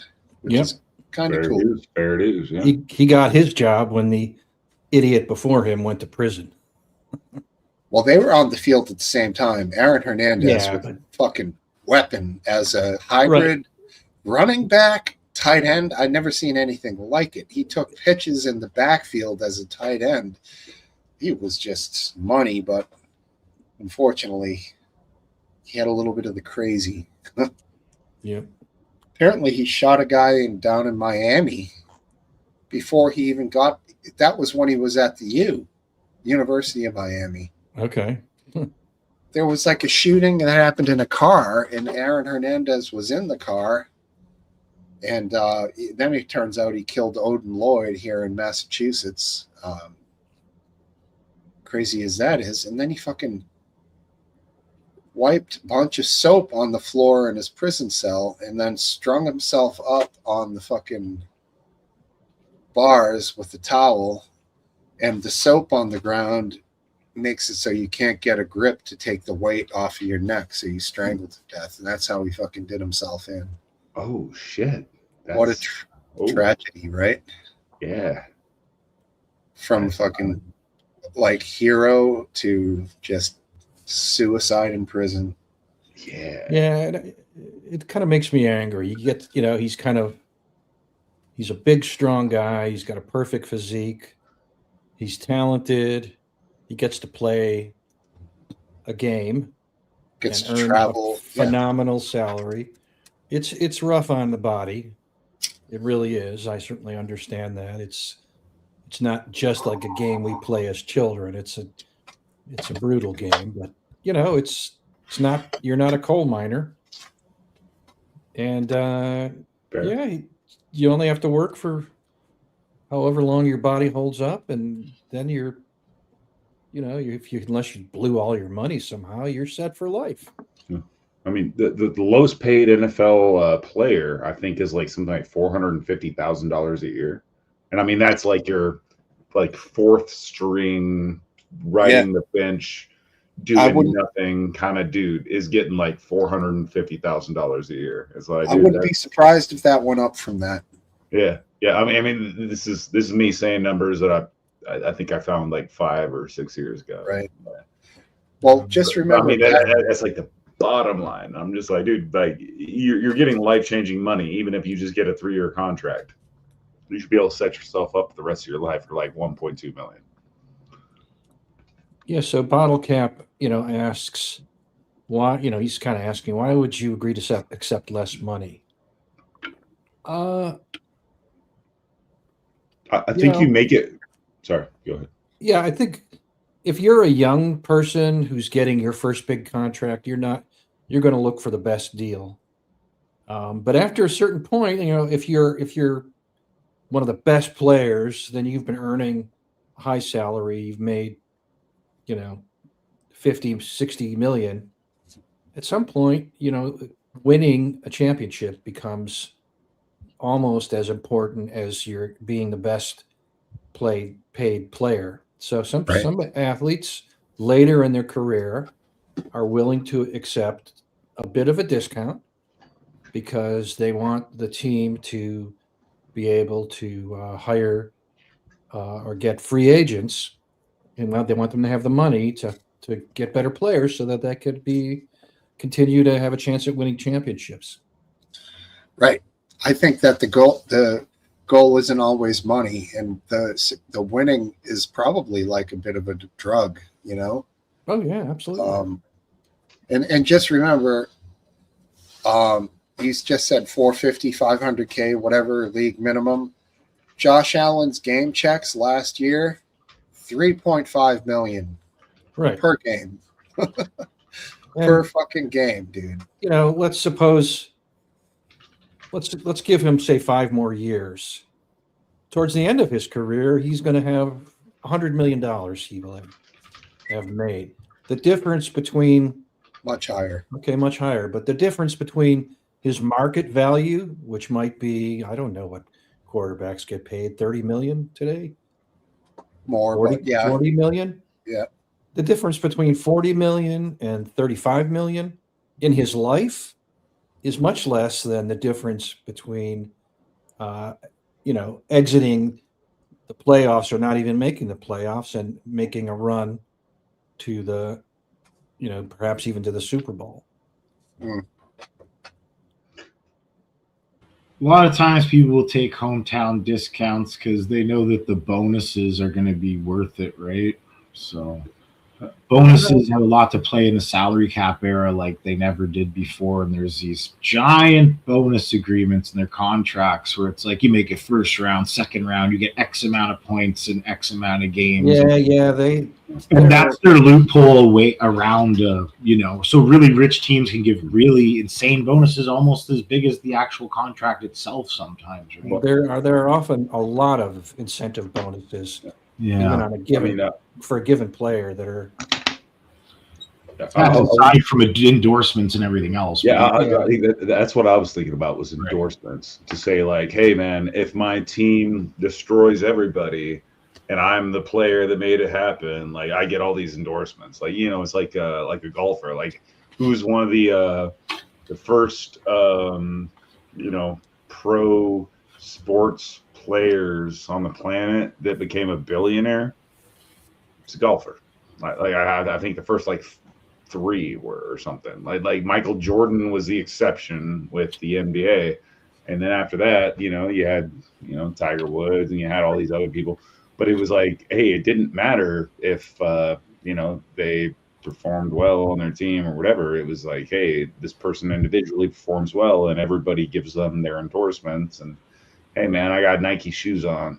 I'm gonna get 300 grand from that. Like, sure, I'm getting peanuts from my own team, but I'm getting this much money from Nike. So who cares? Yeah, when Tiger switched to Nike clubs for a while, I think they paid him 120 million or something to switch from Titleist. He's nuts, crazy money. Oh, it's like, and then he tanked for a while using those clubs, I think, and then people were like, I don't know about those fucking clubs, man. But golf is such a fickle sport that it's dicey taking endorsements like that. But anybody familiar with Bobby Bonilla? Yeah. Bobby Bonilla Day. So Bobby Bonilla gets $1,193,000, almost $2 million, 1.2 million every year until 2035. Because of the contract he signed, which they owed him a chunk of like $6 million to pay him off, but rather than do that. He did an annual interest deal with them, and at this point he's getting like 1.2 million a year until 2035 when he'll be 72 years old. It's an unbelievable deal this guy had. Manny Ramirez just finished getting paid by the Red Sox like this year, because he did another one of these deferred payment type deals. It's all about the teams not wanting to put much money towards the yearly salary, Right. so they'll pay more in the long run. And I mean, what a deal for a person who's going to retire from sports. You know, you get $1 million a year to forever. Yeah, 100%. Like, it's like, I don't even know how you spend $1 million a year. Like, Oh, I could figure it out. I mean, you'd have to try to, but you'd have to be like, oh, I want this douchey fucking Lamborghini $300,000 car. Like, yeah, like buying like just a realistic house and a realistic car and just having a realistic lifestyle.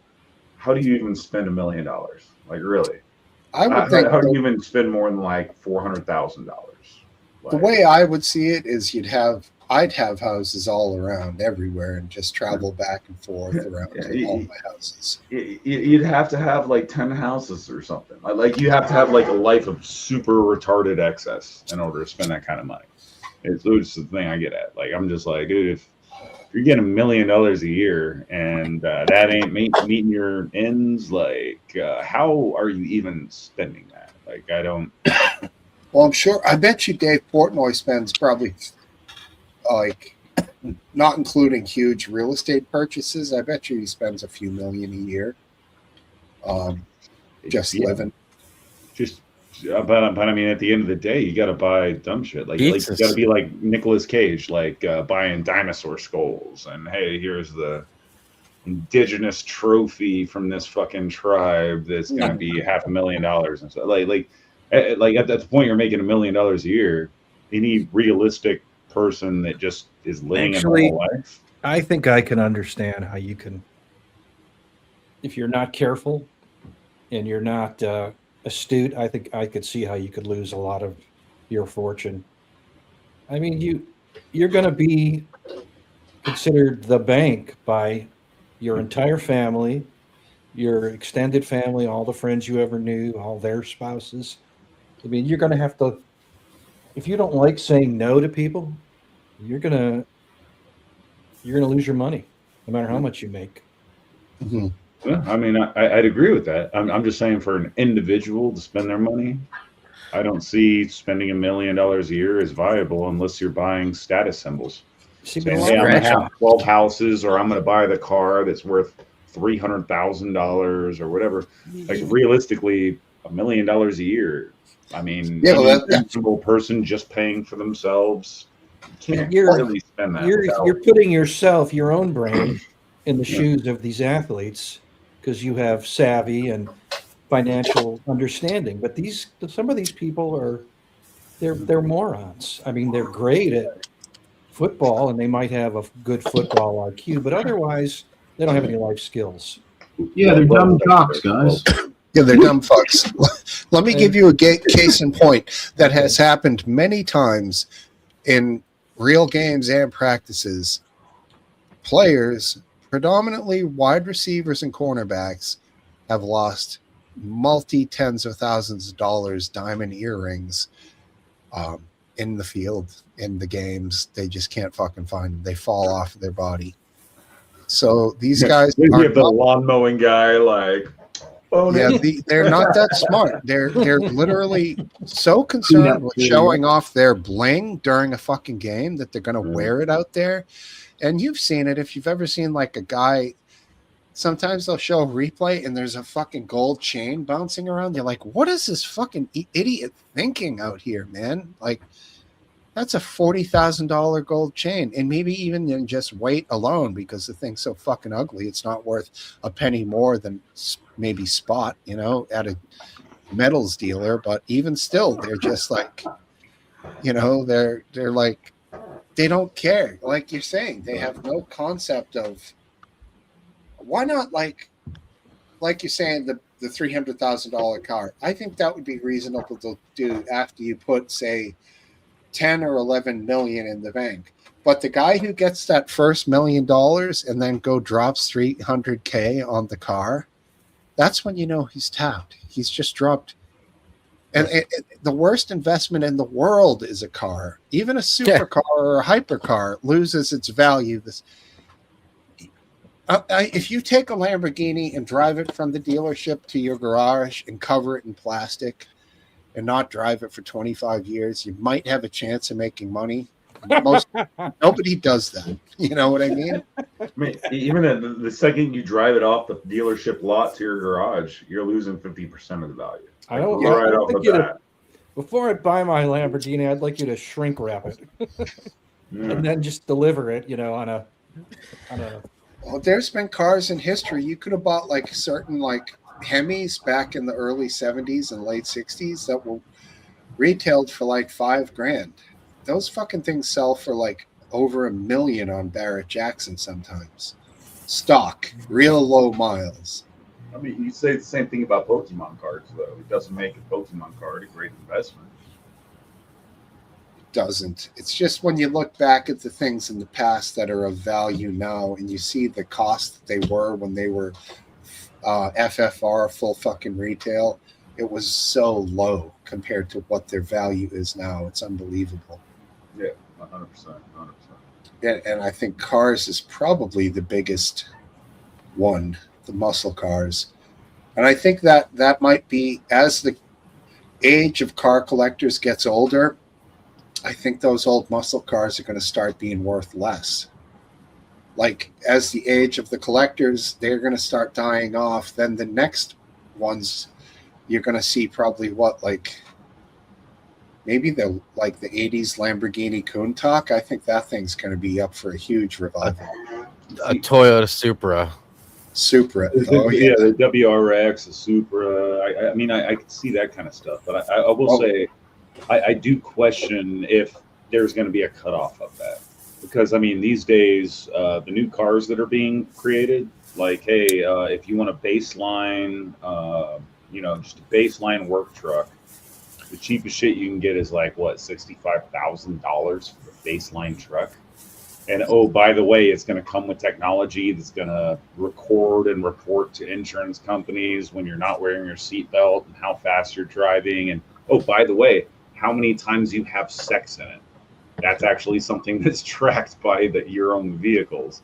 And with that kind of stuff going on, I feel like more and more people are like rejecting the new vehicles and saying, hey, for $65,000, you know what I could do? I could buy that old Toyota frame over there, and I could buy an engine and a transmission and some seats. I could build my own car for the amount of money that you guys are trying to charge me for this premium vehicle that I don't like. It's not even premium, it's the baseline model, and it comes with a bunch of crap that I don't even want. I don't think that the future models are even gonna withhold their value. Like they're built to not last, and they're there's Sure. problems with that. It's where I think more and more people are gonna reject it. Yeah, RW was talking to me about one of these funny new foreign Asian cars. It's kind of like a work truck thing, single seater, but there's a few of those that are bubbling up. I've heard about this utilitarian pickup thing that might be coming over from China or Japan. Trump might ease some of the restrictions on getting some of these simple, basic mechanical trucks. I don't know how much even circuitry they have. I think they might be just mechanical. Another good car, Aphid, the Nissan, the old Skyline GTRs. Those were nasty. But I don't know that you could ever import those into the U.S. You can now because it's a, I don't know what it is, 20 years or 25 years. It might be an antique like now. Yeah, and they can start bringing them over now, but they're all left-hand or right-hand drive. Still cool. The Acura NSX, that's another one that just keeps increasing in value. And that's probably like one of the ultimate insane projects is to make a right-hand drive car a left-hand drive. Yeah, I don't know if we can do it. Well, I mean, probably. I mean, a lot of those cars, the manufacturers that built them that had to build them right and left-hand drive. It's, you know, some of the stuff is interchangeable because for manufacturing purposes, you know. I actually mechanically don't think it would be that difficult to swap from a left-hand drive to a right-hand drive. Outside I don't know of what like redesigning the dash and like that kind of stuff for the interior, mechanically, like dropping a drivetrain in there, like I don't think it would be very difficult to. It's just a different dashboard. They got it already. If it well, I mean, not if it was if it was not a Skyline, because they didn't have left-hand drive Skylines, but if they had them both. Anti, do you ever try to do something like this? Do something like what?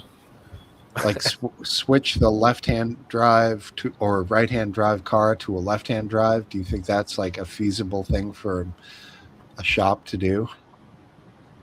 No one would do that. Yeah, even for like a super custom job? I guess it happens, right? But I don't know anything about doing it. I mean, outside of ripping out the interior, though, like mechanically, I don't think it would be that difficult. I have no idea how that works, actually. Just seems like everything's going to be laid out wrong for it. I mean, so you're gonna have a steering wheel with a shaft that goes down to a gear. It's gonna rotate some gears. It's gonna turn some tires. There's not that much to it. Like there just really ain't that much to it. The complicated part is like, oh, you need all your gauges over here, and you need the steering wheel to be on this side versus that side, and everything else. Like it's not like you're swapping around an engine. But I bet you that would be easier. Yeah, like it'd be a really easy thing. Like it would be. If you had like if you didn't have any interior in the vehicle and everything else, I really don't think it would take more than like a fucking high schooler, like a bong and a half ounce of weed in a week to just swap over. Having, hey, now the steering wheel is going to be over here. Like it's just not that difficult of a thing. Like, well, it's not like it's the way cars are now. It's not like it's an old 350 Chevy in a muscle car where it's just basically the engine block, and then the parts are there, and there's a lot of room for stuff like that. The newer cars, you know, there's everything's built around some small channel going through there. So on the other side, it's going to be like all water pumps and turbos and chargers and all kinds of different shit over there that you'd have to figure out a way to route it around. I agree. Also, though, you only need that little 1-inch hole. Like you need a little 1-inch shaft going down to a certain point, and then cuts over. I would think you would just learn to drive it on the other side. Yeah, yeah. That's what most people do. I mean, hey, if a typical post office worker can drive the car on the other side, the rest of us can too. Yeah, the only thing that I think is if you're on the opposite side, you're not as sharp as where the edge of that car is. Yeah, is closer to the edge of the other car. You know what I'm saying? Well, you just go to the right edge of the lane. I mean, one or two cars out there is fine, but you know, well, you know how the ladies don't know how to drive, and if they get behind the wheel. All I know is that car inflation is insane. Like the price of new cars is absolutely insane now. Yeah.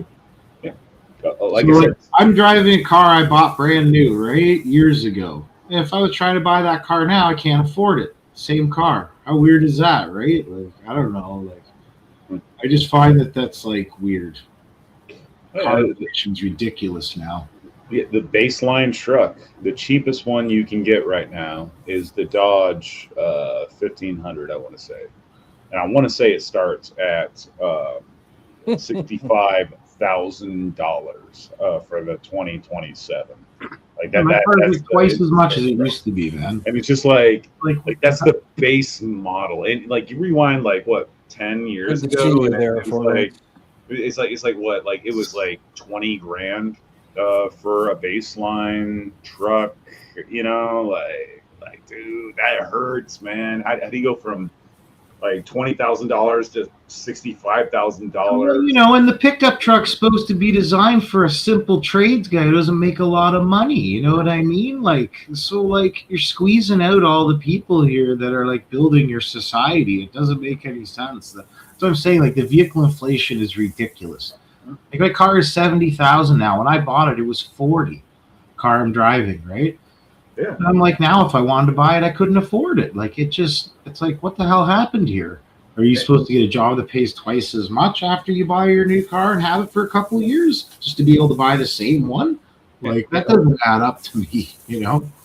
Yeah, a lot of it too. Like they're just packing in features that nobody asked That's for. squeezing out a bit like rich you and get, poor. That's it. No middle class. That's what's going on here. You know? Yeah, like you have now your vehicle detects you know, if you're shifting lanes, and it shuts off certain cylinders if it does this, that for gas economy, and it's forced to come with all your power windows, power doors, power, you know, AC, everything else. And it's like, I mean, I appreciate that those are features, but why am I forced to have them? Why can't I opt the fuck out and say, you know what? I don't want the crazy CPU, AI, fucking GPS screen and everything else going on. Why can't I just say no to that? Now it's not even an option. It's just like, oh yeah, this is how they come. And if you don't like that, then fuck you.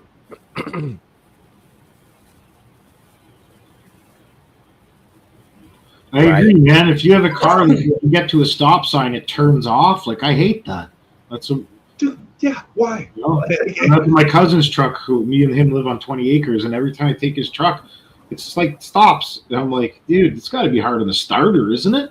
I drive to the store, the thing turns itself off like 18 times to get there. Because every time I stop at a light, it shuts off. Just burning up your battery and starter and alternator and everything. I'm just like, you better have a good starter in this thing, because I've had to start it 100 times more than you should have to every time I drive it. You know what I mean? I wonder my car's like that, and there's a button you can push in it.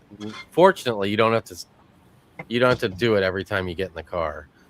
But it just does seem like a starter's got a number of time it's going to start.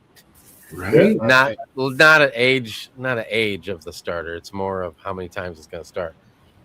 Oh, Steve's got the cocktails, boys. Just one. It's start of an 11 days off here, so I'm partying. Oh, really? Mm-hmm. Psyched. 11 days. That's past your birthday. Yeah, I took the following Monday off. June 1. Oh, so. Did you say 11 days of no work or 11 days of no drinking? No, of off as in no Oh, I thought you meant like no drinking. Like I thought that's what he meant too. Like, we're partying now. I haven't drank for 11 days. No, I've been drinking for 35 years, and that's not going to stop to the next 11 days I have off. Sorry, I wasn't clear, but that's funny shit, man. This is a little pineapple and white rum. Just simple. Nice summer drink. Good. Sounds yeah, I can use a summer drink right about now. Tell you, those the cans of pineapple, the little single serving ones, the dull. Hell yeah. Yeah, I like those when I was a kid. And then, of course, there's the jumbo can that you have to use that weird triangle can that puts the hole in it. Right. But, and then you can't shut it. It's the top becomes sticky. It's yeah. So you know what? I hated that. So instead of that, I bought, like, I don't know, Libby's or whatever the brand is of it's pineapple juice. It's garbage. It's garbage. In the plastic bottle, it's yeah, not the plastic bottle with the resealable horrible. Top. For some reason, the can like keeps it perfectly fresh, bro. I just think it's a higher quality product in the can.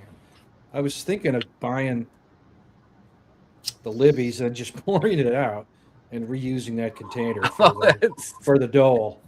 Yeah, well, you could do that. You wouldn't have to get pineapple. You could use like an old milk carton or something, couldn't you? No, it's got to be a plastic container. No, but I'm saying it doesn't have to be. It doesn't pineapple? have to be pineapple, but it's got to be big. Yeah. But if it's something you already used instead of buying some shit that you're just gonna pour down the drain, is what I'm getting at. Yeah. Yeah. Remember, you had to put 2 holes in it, one to release the vacuum. Yeah, yeah, that's right. Like it those wouldn't shitty gas yeah. cans that don't release the pressure, and it's like boom, boom. Yeah, boom, I boom. mean, Who that's designed the one gas thing. cans these days? Like where you gotta push something and twist something and flip it upside down and do all like You don't have to hokey anymore. pokey. And then This it like is- spills all over the place, and you're just like, who the fuck made this gas can? Yeah, those absolutely suck. And trust me, I have a generator that takes 11 gallons of gas. I went on Amazon and I found this water tank nozzle, and it says not to be used for gasoline, like in huge letters. And you're like, yes. Yeah. And surprisingly, it didn't fit on. I had like a few different types of gas cans. One of them, the threads matched perfectly, and I was just so happy. I have a normal fucking gas nozzle you're right though. These these gas cans didn't have the nozzle on them, so I had to drill a small hole in the top of the handle. So of course now whenever I get gas before a hurricane, it's the gas spilling party, because as I'm driving, it's bouncing in the gas can. Yeah. It gets out of everything. Like in their haste to make this stupid thing that you have to press in order to get the gas to come out, they ended up making millions of Americans spill way more gas than before. So much, like, dude, you gotta like shove the thing in a direction. You gotta like pull here and sucks. push there, and then like it just spews all over the place, and you're just like, it's how horrible. The fuck is this like green? Like, and anyway, I don't know, man. I got like a dozen shitty gas cans because I ran out of gas so many times that I walk to a gas station and buy whatever they have sitting on the shelf so I can walk back and fill up my tank. Well, that's good. So That's now good. I just got. Don't you and feel I never defeated? Don't you feel defeated when you run out of gas? I do. I do. But the high I get when I coast into the pump outweighs all those times that I've had to walk to the gas station. Yeah, I never do that. I've done that Not one anymore. time ever where I was completely out of gas in my truck, and it died on the way in, and I coasted like right up to the pump, and I'm just like, fucking nailed it. That's the highest feeling you can have, I think, in this world. Yeah. Above having kids, above getting married, it's coasting into the pump.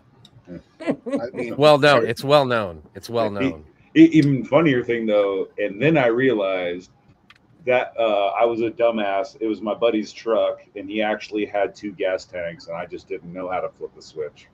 Oh yeah, yeah. I used to have a dual gas tank F-150. That thing. Yeah. No, it was exactly. It was an F-150. It was like a 1983 kind of thing going on, and afterwards, like I was like, yeah, I did this. I was so proud of myself, and my buddy just looked at me like, "You're fucking stupid. You could have flipped the switch, and you would have been good for another fucking 500 miles." Yeah, because it was 2 20-gallon. It was this biggest gimmick. It took 40 fucking gallons.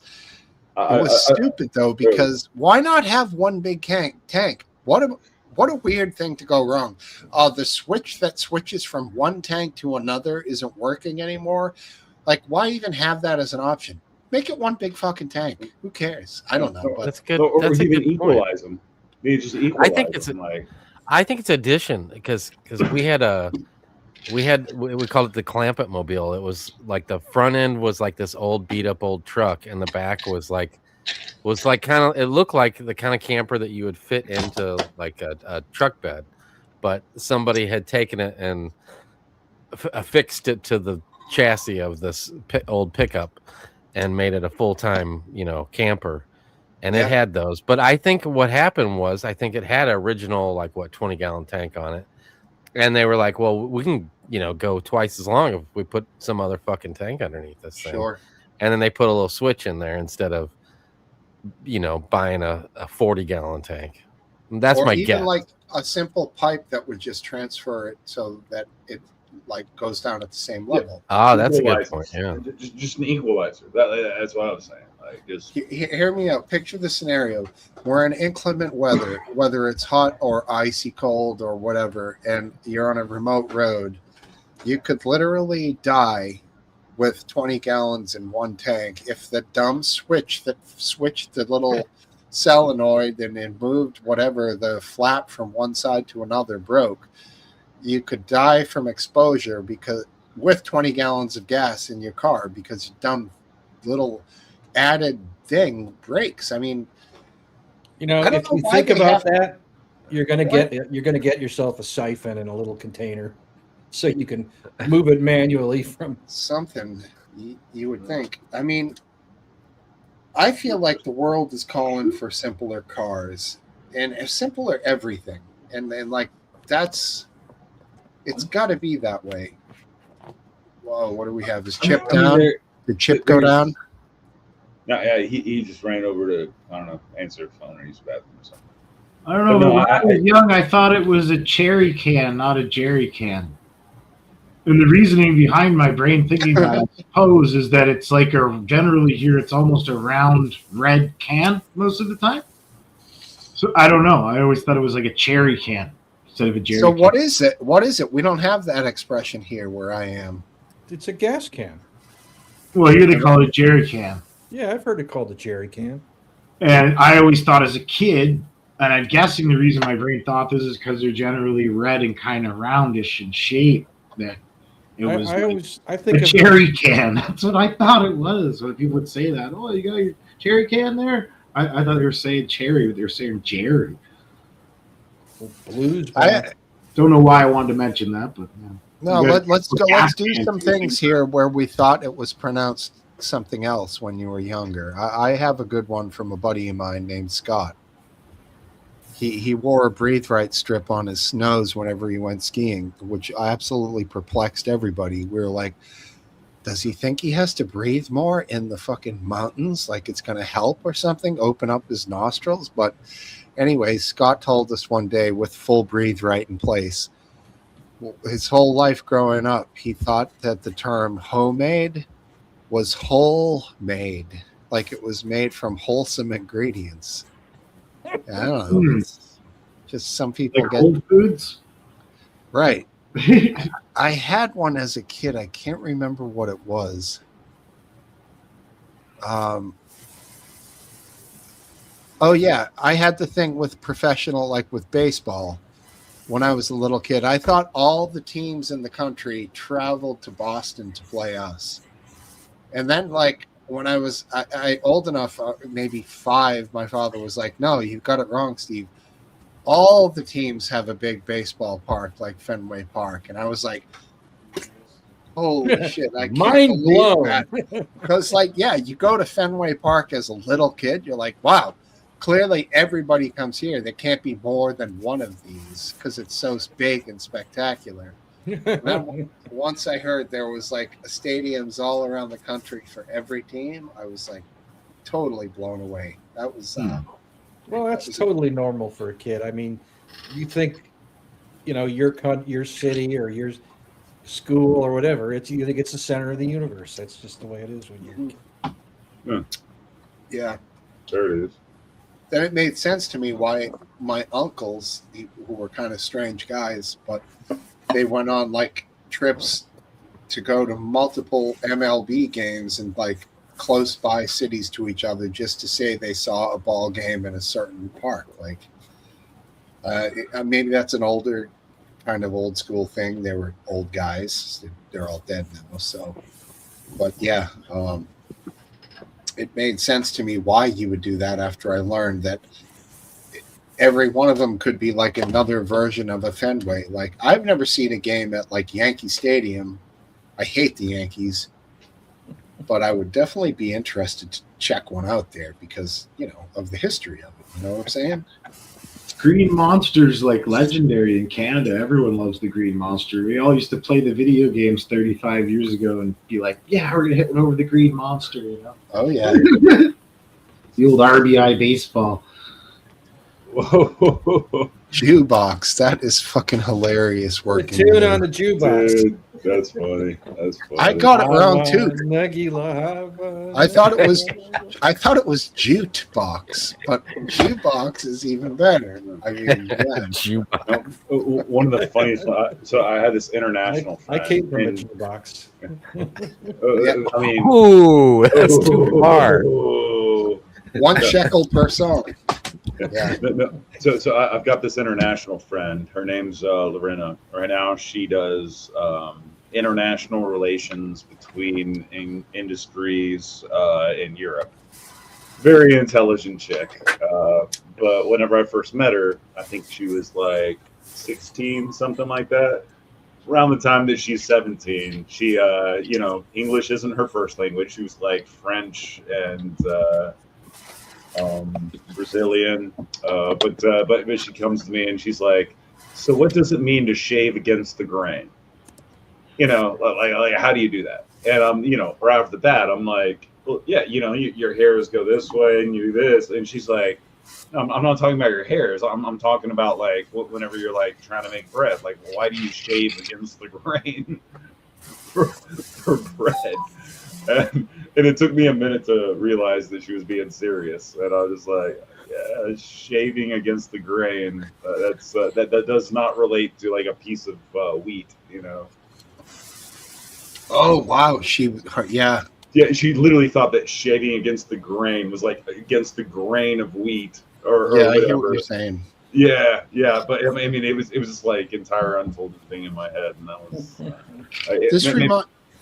This reminds me of when Zelensky was at the White House, and fucking Trump and Vance were saying something about the cards are stacked against you, or you're playing cards, and it was just a simple euphemism, a phrase, but you could tell Zelensky was like confused as hell by it. He was like, "I am not playing cards. We're fighting war." At this point, Trump and Vance are on to the He next is laundering money. Yeah, like at this point, Trump and Vance are on to the next thing, and Zelensky's like confused. The translator couldn't really keep up, but yeah, some of those expressions that are, whatever you call them, euphemisms or metaphors, similes, are probably really hard for foreigners to pick up on, because it's like, you got to really know the ins and outs of the language. Do you guys remember that? Do you anybody here? That interaction? I remember something like that, but I didn't remember those details. I think it was the same one where at a certain point Vance like said that he was being disrespectful because he showed up wearing the wrong clothes or something. Yeah, a jumpsuit, a green jumpsuit, basically. Yeah, and then there was a reporter that was a complete dickhead to him. By the way, like it was I don't know who that reporter was from, but yeah, I remember that one.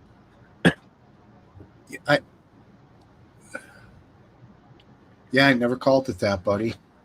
Hey, you're right there. You're typing to me in the chat. I see you. But I had never heard of it.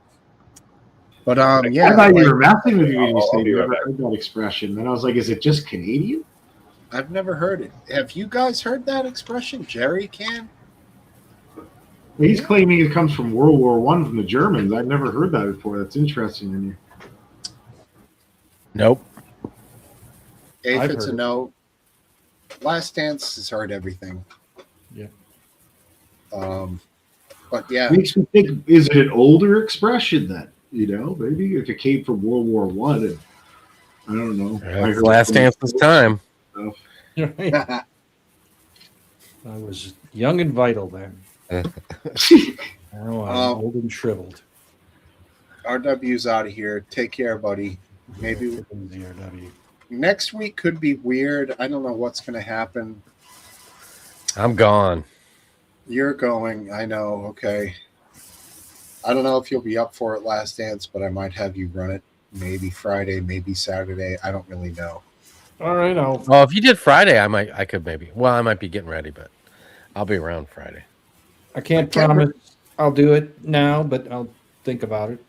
All right. Well, getting ready for what? You throw a few clothes in a bag, stick some dope in a container, head the fucking road buddy. That's all. We you have. always pack way too much shit. But this year it's going to be, usually it's like 9 in mid. Well, I'm going on a float trip for those of you other two gentlemen. But usually it's like in the mid to upper 90s. At night it gets down to like 87 for the low. This is early for you, bud.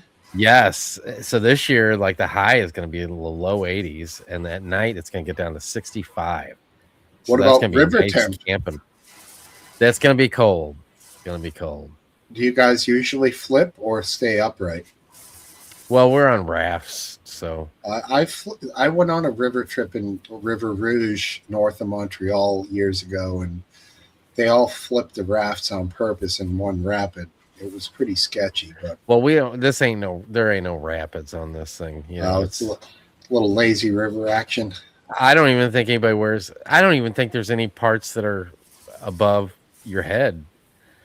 Not That too sounds- many. Is it a swimming pool?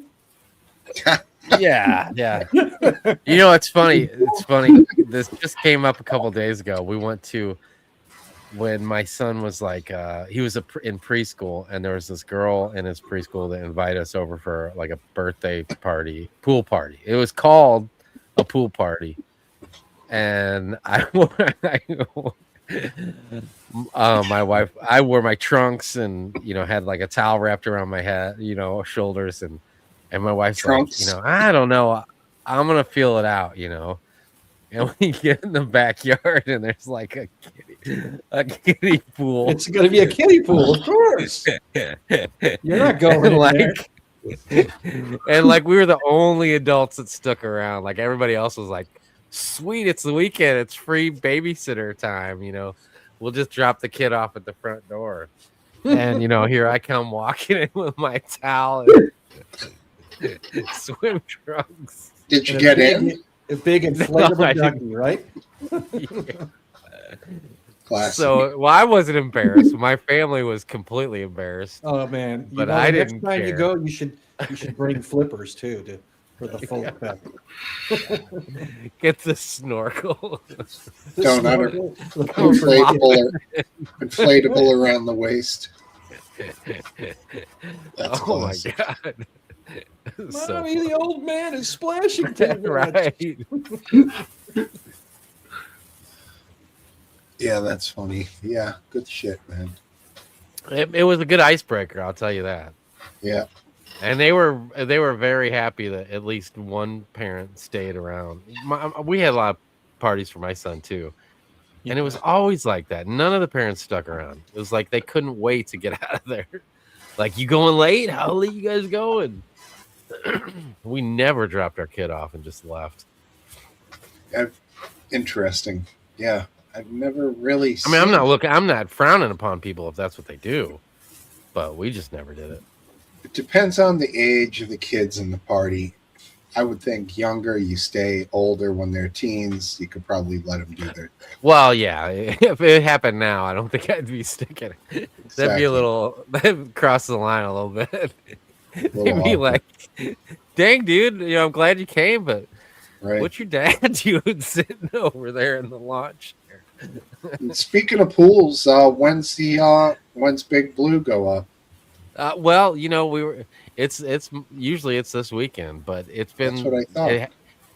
It was, like February was unseasonably warm, but lately it's been pretty mild around here. We haven't had too many, really super hot days, and it's not looking like that yet for a while. So we're gonna wait till at least the following weekend. At least, well, it won't be next weekend because we're going on the float trip, but at So least you're the looking at, following. like early, maybe June 1, June 2, something in there. Yeah, and my son is like has zero interest anymore, to get in Big Blue. Actually, no, it's June 1 is a Monday, so you'd be looking at like June 5th, 6th, 7th. June 1 is the Monday, so it'd be the next following week. We'll probably put it up that weekend. But it's a lot, dude, because that thing's heavy as it's shit. huge. Do you And get I'm, in it like, daily? old. Fuck yeah. All right. Well, Because it's big, it's I don't know, 18 feet, something like that. So you said it can was get like- in it, and you can get on a floaty or a raft or whatever, and you can push, and it's a while till you get to the other side. So Is it And oval? we have our friends Is over. it oval or No, it's a round? circle, perfect circle. It's one of those ring ones. It's like Yeah, the biggest ring ones you can get. with the inflatable. Yep, it's got an inflatable ring that goes around the top that supports it when it's getting filled up. Yeah, right. I know. I had the steel frame kind, which is similar. Right. Yeah, they're fun. I mean, I found it When hard it's keep hot, clean. dude. I Yeah, found it well, hard did to yours keep have clean. did yours have a pump? Yeah, Yeah. it still went a little green. You have to really stay on it. Yeah, you do. You do. Like If every you- morning you're out there with the chlorine and the baking soda and the shock. You gotta do the shock. Right, but then, I mean, that's the thing. I wanted to keep it as low chem as possible, but therein lies the problem. You can keep a clean pool, but you got to have it high chem. Yeah. My buddy just did in-ground pool. It took like 4 years, I think. Wow. And well, he had some problem. He didn't sign a contract, and I don't want to throw him under the bus, but he made some bad decisions and got burned by a guy. But anyway, he's got this saltwater set up, and it like you put the salt in, and it kind of takes care of itself. Less chlorine, but still some, I believe. with Well, I salt. think it makes chlorine going through this filter thing he was trying to explain to me yesterday. Well, so sodium would be what? NaCl, sodium chloride. Dude, Salt, you're going yeah. above my pay grade here. So you have a chloride in the salt. Could you get that chloride out and change it to chlorine somehow with a chemical reaction or a filter? I don't know if that. You could, but chlorine is just incredibly cheap. Just buy, bleach and whatever form it's in. Well, I guess the benefit is you don't have to adjust that shit because the salt stays the same. So it goes through this filter, and the chlorine levels stay like you don't have to do anything. The only thing he has to do is add the baking soda, and then there's something else that counteracts the baking soda, some kind of acid that he has to put in there. Interesting. So baking soda is what is baking soda? And it was crystal. I was over there yesterday, and that water was fucking crystal clear. I'll tell you Sodium that. bicarbonate. Yeah, it's an interesting little process they have, whatever it is. So I think He's chlorine. he spent money on. I know he spared no expense on any of it. The light bulbs were $500 each. There's 3 of them in there. Gee, maricón, that's incredibly high. I was like, dude, $1,500. They were like they change colors and shit. I'm like, dude, I $5. I get like 50 feet of it. Yeah, Right. I mean, Shelf. did he buy like the name brand version? Usually you can find an aftermarket. I don't know, but he copy that's like probably $75. He was telling me that he had some electricians hook them all up, and the electrician sent his kid over to do it, like an apprentice type thing, and I guess he wired them backwards. So the first time they fired him up, it blew them all. So the electrician had to pay $1,500 for all new light bulbs. That's how he got onto the subject of how much they cost. Talk about a lesson for the apprentice. Damn, son. Yeah, he said the guy, when he was talking to the guy was like dumbfounded, just standing there. He didn't know what to say or do. And my buddy's like, you're going to have to replace all those light bulbs is what you're going to have to do. Well, yeah, I mean, oftentimes it's sort of for electricians like embarrassing to have to read directions, but sometimes like the proprietary stuff that people do with wiring, especially if there's no colors, like if you don't read the directions and the color charts and like the schematics and shit, and you just wire it. What was the kid? Maybe the kid was just completely guessing. And it was a dude, I fail. don't know, because like I don't know nothing about electricity, and to me, you like hook up all the wires, so I don't know anything about direction. Like the wires, You do don't though. know You do though. direction. You'd be like, all right, I have a black wire coming to a terminal here. I'm going to hook up Well, the I black guess wire that, to yeah. that. I would watch some YouTube videos. What I do. Sure, that's a great way to go about it. That works. Obviously, this kid didn't watch the YouTube video. I guess not. I mean, it's embarrassing. It's like He said it shot the one. Two of them are on the side, and the one is at the end. And he said when he turned it on, it shot the whole light bulb all the way across to the deep end of the pool. It's usually a bad sign. Turning a light bulb into a projectile. That's a good trick. The worst result an electrician could have. Yeah. Yep. Imagine He's like, if it was in a house and he hooks it up. I got your new light fixed. If you're in He like said Iraq or in there like a warlord, they're probably like, yes, the perfect light bulb. And I went, no, that was a bad joke. it's like a good 20 feet away. It shot it. He's not the exaggerating type either, so I believe him. Yeah, that's moving. What are you talking about there in the chat? Last Dance. Eastwind Farms said the Chicago Bears are planning on leaving Chicago, and I said, yeah, they've been threatening to do that for years now. There was a racetrack in Arlington Heights. I think it was called the Arlington Racetrack. Racing has gone kaput in the last 30 years, so it eventually closed. Racing of what animal? Horses. Horse racing. So that closed, and the site was, I guess, available, and the Bears were thinking about moving their team there. Currently, they play in a City of Chicago stadium that they lease from the city. It's called Soldier Field. But, big teams are used to getting municipalities to spend billions on their stadiums. And not every team. The Bears end up, my team. Well, maybe it's different there. The Bears end up renting Soldier Field from the city. So it's kind of, not a great deal compared to other teams. Where would they go in Indiana, though? Gary?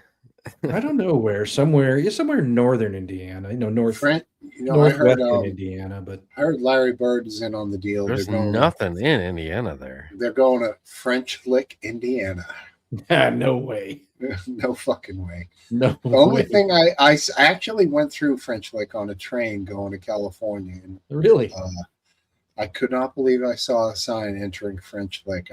I think they put the sign up probably because they know a lot of the trains originate from Boston. And of course, anyone from Boston sees that, they're going to jump out and get a picture, run to a store, do whatever they can. Yep. Yeah, and hell yeah, French Lick, the home of Larry Bird. Good shit, man. Unbelievable. Yeah, Robert Kraft paid for the stadium where the Patriots play, but for a long time it was Gillette Stadium, so Gillette has a huge amount of money in the sponsorship as well. Yep. But then also he built up the whole property where there's like a Bass Pro Shop and all these other companies that paid lease to him, and it becomes like the brilliance of that guy is, so now he's created a huge outdoor shopping mall that is a destination year round, rather than just have a stadium that's active for 16 games a year. Now he has a steady income from the property, by adding lease space for other companies to come in and basically rent and pay him tons of money. It's brilliant. The guy is a very smart businessman. And, I don't know if you guys are familiar with Bass Pro Shops at all, but yeah, I like that. I never buy anything there, but I like to go in them. Exactly. They got fucking fish tanks that are like 30 feet high, full of bass. Hell yeah. They're fucking very cool. And the one in Springfield, Missouri is the first one, I believe.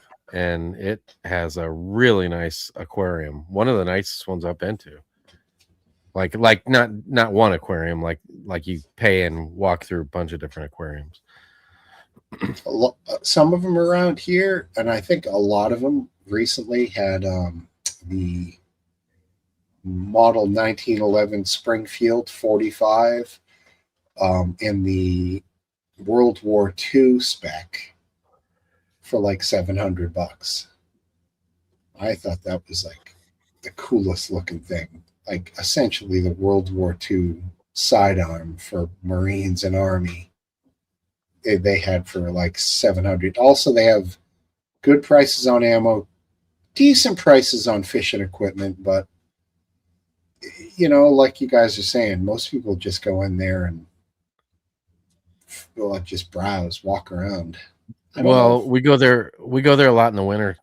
Not so much now. My son's 17, so he don't get, you know, excited about going in a store anymore. But that was our like a destination because they had the boats set up inside, you know, everything from pontoons to, you know, sport boats and four-wheelers and stuff like that. So we could go in there, and they got the stairs you can climb up to get inside the boat and everything, and we go check those out and go see the big fish in the big tank. And sure, it was a free way to spend 2 hours of an afternoon, you know, on the weekend. Right. Get a boat. Time for a boat. Yeah, I've said it before, but you know, I'm not. When would I ever even use it? Get a boat on a trailer, easy to work on, something you can service the engine, and you guys will use it 10, 15 times a year. I don't know. I think the best boats are the boats that somebody you know owns. That's right. Well, they have the lowest maintenance. You know what boat stands for? BOAT. What's boat? that? Bust out another 1,000. Because that's what it always fucking seems like with them. But once you get them running, they're a simple thing. It's like a lawnmower. If you leave the thing for fucking 6 months without running it and try to start it, it's your fault. It's not the lawnmower. It's because the gas turned into fucking varnish and gel inside the gas line, gas filter, and it's not fucking getting fuel to the spark plugs. So if you just, you know, manage your shit right and run it dry or put stabilizer in it or whatever it takes, you can keep boats running great for a real long time. But in my case, my brother owns a boat, so I don't have to. So it's perfect. That's right. That's what I'm saying. Yeah, I hear you, man. I know. You make a buddy with somebody that's got a boat. What's the closest Great Lake to you? What would be the big Great Lake out there? Well, we did a lot on the river, the Mississippi. You're a river guy, okay.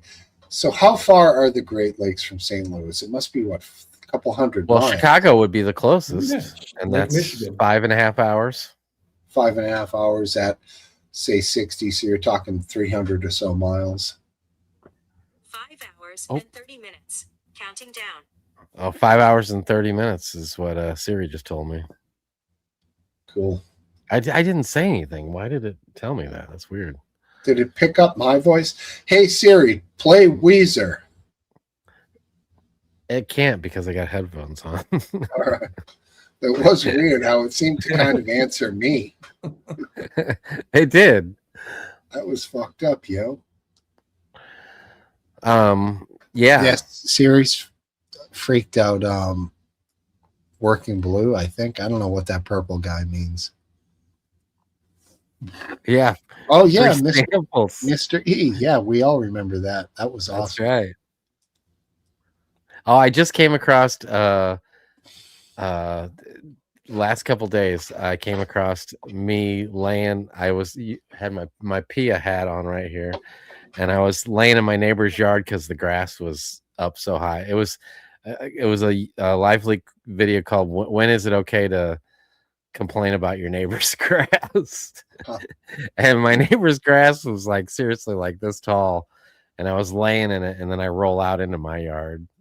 and that was Hey, the video. how do you say across? Hmm? You said across. Across? I thought you said across. I don't. Maybe I could have. I don't know. I thought he did too. Do you put a Across. T- yes. I could have. It sounds like something I could have done. Is that how you pronounce that word? Is that a colloquial thing? What did I Regional? say? Laying across? Is that what I was? Yes, using yes. it for? Laying across. Yeah, probably. I could see me. Yeah, I could see me doing that. Huh. Yeah, you got a problem with that? No, it's just Sounds unusual. correct to me. Adding the T on the end. I've never seen or heard that. I know some people, when they measure in a vertical, like ground up, they'll say height, Yeah. which I still Yeah. don't understand where that comes Yeah.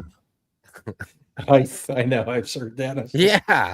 How do you I get could see height? that. I could see that too. There's no H. What's the width, the cross, and the height? I mean, yeah, Mhm. it's like we're making a new language here. Yeah. You know, Width, depth. So it's got to be height. height. That's right. You're Height. right. It's Yeah, I could related see to that. width. It's height and width. It's the same word. It's the same. Whatever the last three letters will be called, I can't think of it right now. But yeah, suffix. I don't know. The ending. Yeah. It's definitely from width and height. And it does, I did hear a lot of carpenters using that too. And, as a contractor, I'd be like, when am I supposed to say height? And when do I say height? They're like, what? Is there a differentiation between the two? Interior is height, outside is height. I don't know. Here's the differentiation. Height is a word. Height is not. Right. Oh, working blue, feeling spicy. She's That's a height- good one. Height talker. Yeah, irregardless is a Massachusetts term. Irregardless of the fact of the matter was an old school Mass whole term. Irregardless of the fact of the matter, that is irrelevant. And that term in and of itself doesn't make any sense. Because irregardless isn't even a word. There are four lights. Welcome. Breadth is a good one. Breadth. Yeah. Hey, welcome, buddy. It's good to see you. He said hello earlier. Well, welcome back, Mr. Carter. There are four lights. Good friend. And now it's time for an American moment for Last Dance. Here we Thank go. you. For Last Dance. Glenlivet. It's We will have an American moment for Last Dance. You guys ready? You guys know the words here. Here we go. We do. God bless. What? But Glenlivet is Scotch. He's gargling scotch. It is pretty American. He's going to gargle the national anthem. All right. Nice. That is. This is Thank you, Last Dance and all I the appreciate other it. ones. I appreciate Wow. Tell them that's how we drink it in Canada. it. That's a good way to do it. Be honest with me, Anti. You ready for my question? Near the Sure, end yeah. of your rendition of the gargling national anthem there, was it easy or hard? I do the American and the Canadian one quite often. Man, I feel like that booze would start to burn a little. Certain things are harder than others. That stuff's pretty easy. It's pretty smooth. Should I grab the right white rum and give it a try? Yeah, Smoke dude. wife- It's like an initiation around here. I Well, it's ask gonna be everybody like, to do it. no, Some people no, don't don't wanna do it. A lot of people No. do it. But I recommend, probably, I don't know. It's up to you. But do it with something good, whiskey or, no liqueurs or anything. Do it Give with me vodka or something. something I've done it with a good. bunch of stuff. It's easiest to do with whiskey though, or bourbon or scotch. I got rum and tequila. But there's a method to it. It's a swish, right? Totally clean the palate, gurgle, swish, swallow. 4 steps. There it is. And if you want to do the national anthem, well, work your way up to that, right? Yeah, maybe I could just do like something easier, like maybe dueling banjos. I just said, what can you do as a musician these days that no one's ever done? I'm going to gurgle the national anthem with whiskey. There you go. That's my thing. You know? I'm just kidding, but it is. It is a thing. We can all have goals. I'll work my way up to gargling with hard alcohol, the national anthem. Someday, Ma. Someday. Hey, you know what, though? You're never going to see anyone else ever do that. So that's all I know about it so far. I've been doing it for years on the internet. I've never seen anyone else do that. Someday I will. That's what We I'm had saying. gurgle offs, too. That was who can gurgle it for the longest. We had a guy doing it like 2 minutes at a time, and we were like, you're nuts. And he was crazy and stuff. But like, That is crazy. we'd get anyone to do it we could, and some people, you know, they could do it and they were like, that was awesome actually, and then other people, they didn't want to do it at all. And I'm like, you're nuts. I was like, have you ever gurgled mouthwash? Pretty much the same thing, right? Last Dance, we losing you? Yeah, I think so. And you too, Aphid Lip? Well, I mean, you know, I only came here for Last Dance, so he's leaving. That's pretty sad. Man, No, it's always easier to ride on somebody else's coattails. Yeah. We can work out 2 more people in as the replacements. Working Blue. There are 4 lights. Eastwind. Anybody? Anybody willing? Oh, yeah, I feel bad. No, it's okay. You All can right. leave. Thanks for. Oh, hosting. clearly Last Dance doesn't feel bad. He's No, I fucking don't skipping care. and jumping out the door. Bye, boys. wait. See you later. Smell ya. you later. Have a great week. Hopefully, I guess I'll see you in 2 weeks, most likely. I'll see you in 2 weeks. Don't hold me to it, but I'm gonna try to stream from Florida. Okay, well, I'd enjoy that. I want to stream from the beach, maybe when I'm doing a little sharking. That sounds cool. Whatever that means. We'll call you Shark- Orca shark Steve. fishing. Shark fishing. Yeah. I'm gonna catch some fish during the day, save them on ice, cut those suckers up, throw them on some heavy metal on wire, and see what we can pull in out of the old Gulf of America. Yeah, right. Good job. Good, good correction. That was close. I almost. Woo! Sorry, Trump. Gulf of America. Exactly. All right, dude. Take it easy. All right, I'm gonna leave too. I'll see you guys. Always good seeing you guys. Take care. See you, buddy. All right. Anyone else want to join? Ooh, Working Blue is going to come up. All right. Are you doing anything tonight? Yeah, I'll be going live when you're done your show or whatever. Yeah. I mean, we can flip flop over to there if. Dude, I'll give you my links in the private chat here because I don't go live on the Scum channel anymore. I retired. I saw you. I'm on the other one. There's 2 other ones. So There's 2 now. they both have, yeah, the one channel's 15 years old. The other one's, I think, 2 or 3 years old. I think one has Productions in the name, right? Right. Yeah. The music channel's Anticorp Productions. Yeah. Okay. I'm on that one. So you're on that one? Okay. So this is the other one then. How do I do this? Private chat.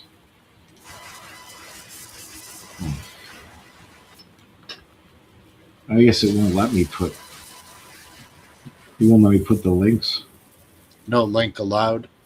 No link allowed even in private chat? I figured in there I could put it. Well, no, wait. There's something in the private chat. Yeah, but it didn't post the link. It just posted the name of the channel. That's the channel anyways. If you type that in or whatever, just copy that and paste that into YouTube. It should pop right up. Scumtown.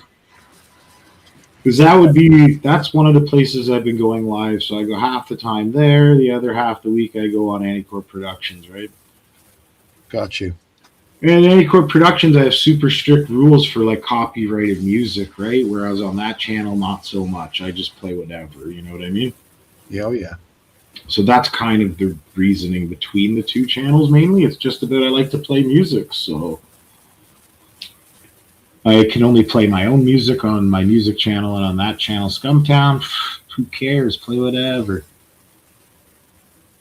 Yeah, this looks good. Let's run a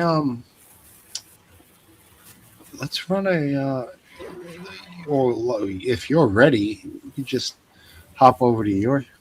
We'll switch over, and I'll just fucking. All right. Well, I'll wait, drop- let's let her come on and see what she thinks. There you are. What do I up, think? Blue? Yeah. You're part of the crew. What's going on? up? How are you? Good. How are you guys? Very nice. I need a beer. I'll be right back. Hey, can you educate me, Blue? What is that thing you just inhaled off of? This is a nicotine vape. This is the pod, and then this is the battery. But when you charge it, it still has a charge in it, so you can hit it. All right, so most of the time when I see people with those, that's just nicotine, right? Yeah. This is a weed vape. This is the cartridge. And then this is the battery. This little snail is the battery. This is the marijuana cartridge. So what is that whole flower? Yeah, this is flower. This is nicotine.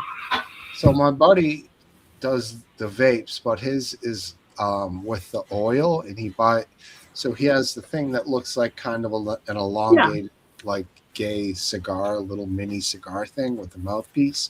Yeah, he changes out the oil cartridge, and it vaporizes it. Yeah, this has oil in it, but I don't fill these with it. So those you buy pre-filled. Yeah. Right. Yeah, it's a whole thing, because also my buddies from Manchester, UK, guys I used to see more often, but never anymore, Hayden Hewitt, they do this thing where they buy this fucking liquid and they add it. Juice? Yeah. What the hell is that? I don't know. You could like buy an actual like thing and then put the juice in it, but that's too much for me. Just right. That one looks most appealing to me because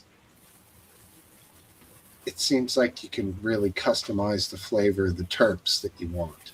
Fuck yeah. Yeah, there's like you could change it from like low to high depending on how much smoke you want. I don't like my throat violated, so I keep it on normal. Sure. Anti, you ever done any vaping at all? A little bit. I've been off it lately. But I have one of these things. The hell is that, yo? It's a disposable 1 gram dab rig. So there's like 1 gram of dab in there, and it's disposable. That's a disposable one of these. It's fucking giant. This thing's not that big. It's pretty small. All right, when you're holding it close. Like wow, I can't see it in my hand. Yeah, it's not that big. But dude, $33. 1 gram of dabs. Never had to charge it. Been using it for months. Thing's awesome. It actually gets you super baked. So it's like 99% or some crap. How many tokes a day? Months? Wow, that's I don't hit it that often, man. I don't like vaping, to be honest. One of those lasts me like a couple days. Yeah, my good friends who are chronics, it lasts them like 4 days or something. Damn, yo. But they just smoke it all day and all night, like constantly, like hitting it. That's for me. Whereas I get wasted off that thing. There's no need to hit it that much for me.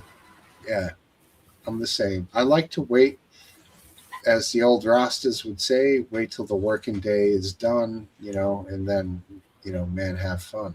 It's like, do it in the evening. It makes it that much better when you do it. When I used to get baked all day, I felt like I wasn't noticing it, like being stoned as much. I'd be like, I'm stoned, but like, I don't know if I'm any different from how I was before I smoked, because you kind of like, but if you save up a little tolerance, like a couple hours of whatever your work day, and then you smoke when the day is done, I feel like it definitely has more of an impact.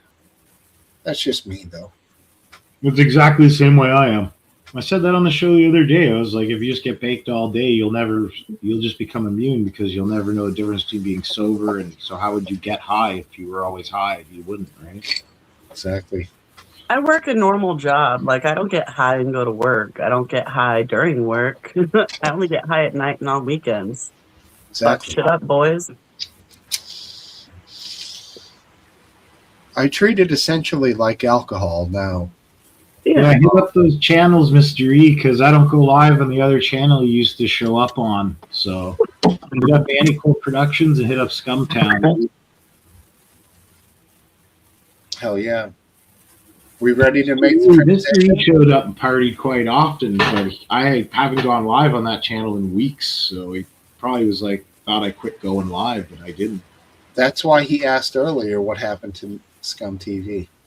Oh, and we were like, he's been streaming, but no, yeah, because you've been flipping around. Yeah, because that channel's done, man. It got flagged like multiple times, and then it got strikes multiple times, so it's toast. Do you know what it was?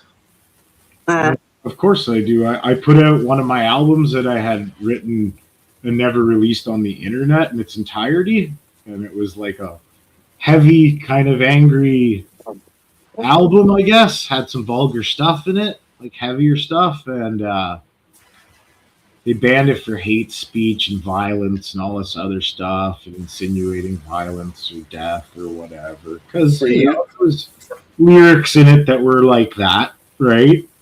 You're threatening to kill people or whatever, stuff like that. So insinuating that or whatever through these heavy songs, but in some of the parts, I guess, and got him a bad strike for that, and they deleted that album after it was up for like one day probably, and then damn, the other one was just copyrighted music. Somebody flagged me, and I got a strike for playing some John Lennon. Right. Once you're on their radar, all that shit's gonna come quicker too. I mean, Yeah. the fact that they got you for that, for art you created, and I know you're not like really like that. Because I mean, if you know some of the music that exists out there, but it's more popular that they let slide, Right. complete bullshit.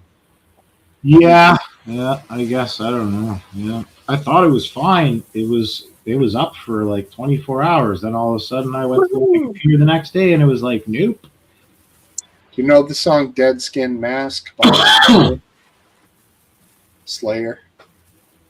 No, I don't know many Slayer songs. I know like two.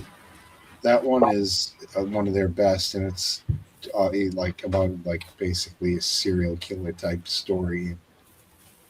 Of course, they would never ban a song like that because it's, wicked popular. But if guys like you or I wrote it, we'd be like psychopaths, like. Right. I know. It's true. Yep.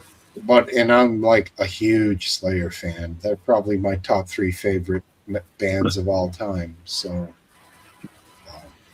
yeah, you can't expect any respect and creativity when you're small guys like we happen to be. Even though I consider your form of music to be great. I think you have a great eye for music, ear for music, whatever. It's good, man. Thanks, dude. That means a lot coming from you because I know how much better you are than I am. So thanks, man. Well, yeah, it isn't always just about chops and playing. It's like you. Well, I know as a guitar player, like you're a lot higher like level than I am. I never played guitar really in a band or anything like that. So sure, but you also I did, do things but that not I didn't serious. do. You search out like other music that's good and like have seen you featuring other musicians and. Right, I like the indie artists that are local or on YouTube or yeah. That's cool. Like keeping that alive, the indie shit, like you can't let that die. Back in like the 80s and 90s, like some of the indie guys just blew up because everyone wanted real regular music. And now like you keeping that going is killer, man. It's great. Yeah, it's cool to get older and then like go and search for one of your own songs on the internet, and then you find some young guy who's obsessed with music and he's a hardcore collector and he's making videos about your album from 25 years ago, and you're like, hey, how the fuck did you get my album? That's and they're cool. like, I bought it on Discogs, and you're like, cool. Yeah. Like that's when it comes full circle for me. It's really cool to see Hell yeah. the bands I was in along the way, and now see like younger guys or like collectors like having my albums and stuff, right? Hell yeah, man. Same here. It's rare, but when I do get to catch a new song or artist, then listen to it. You know, recently I heard somebody who I've like heard described on social media like a ton, and I finally got to hear one of his songs. And I always thought his name was really hilarious. Teddy Swims. Have you heard of this person? No.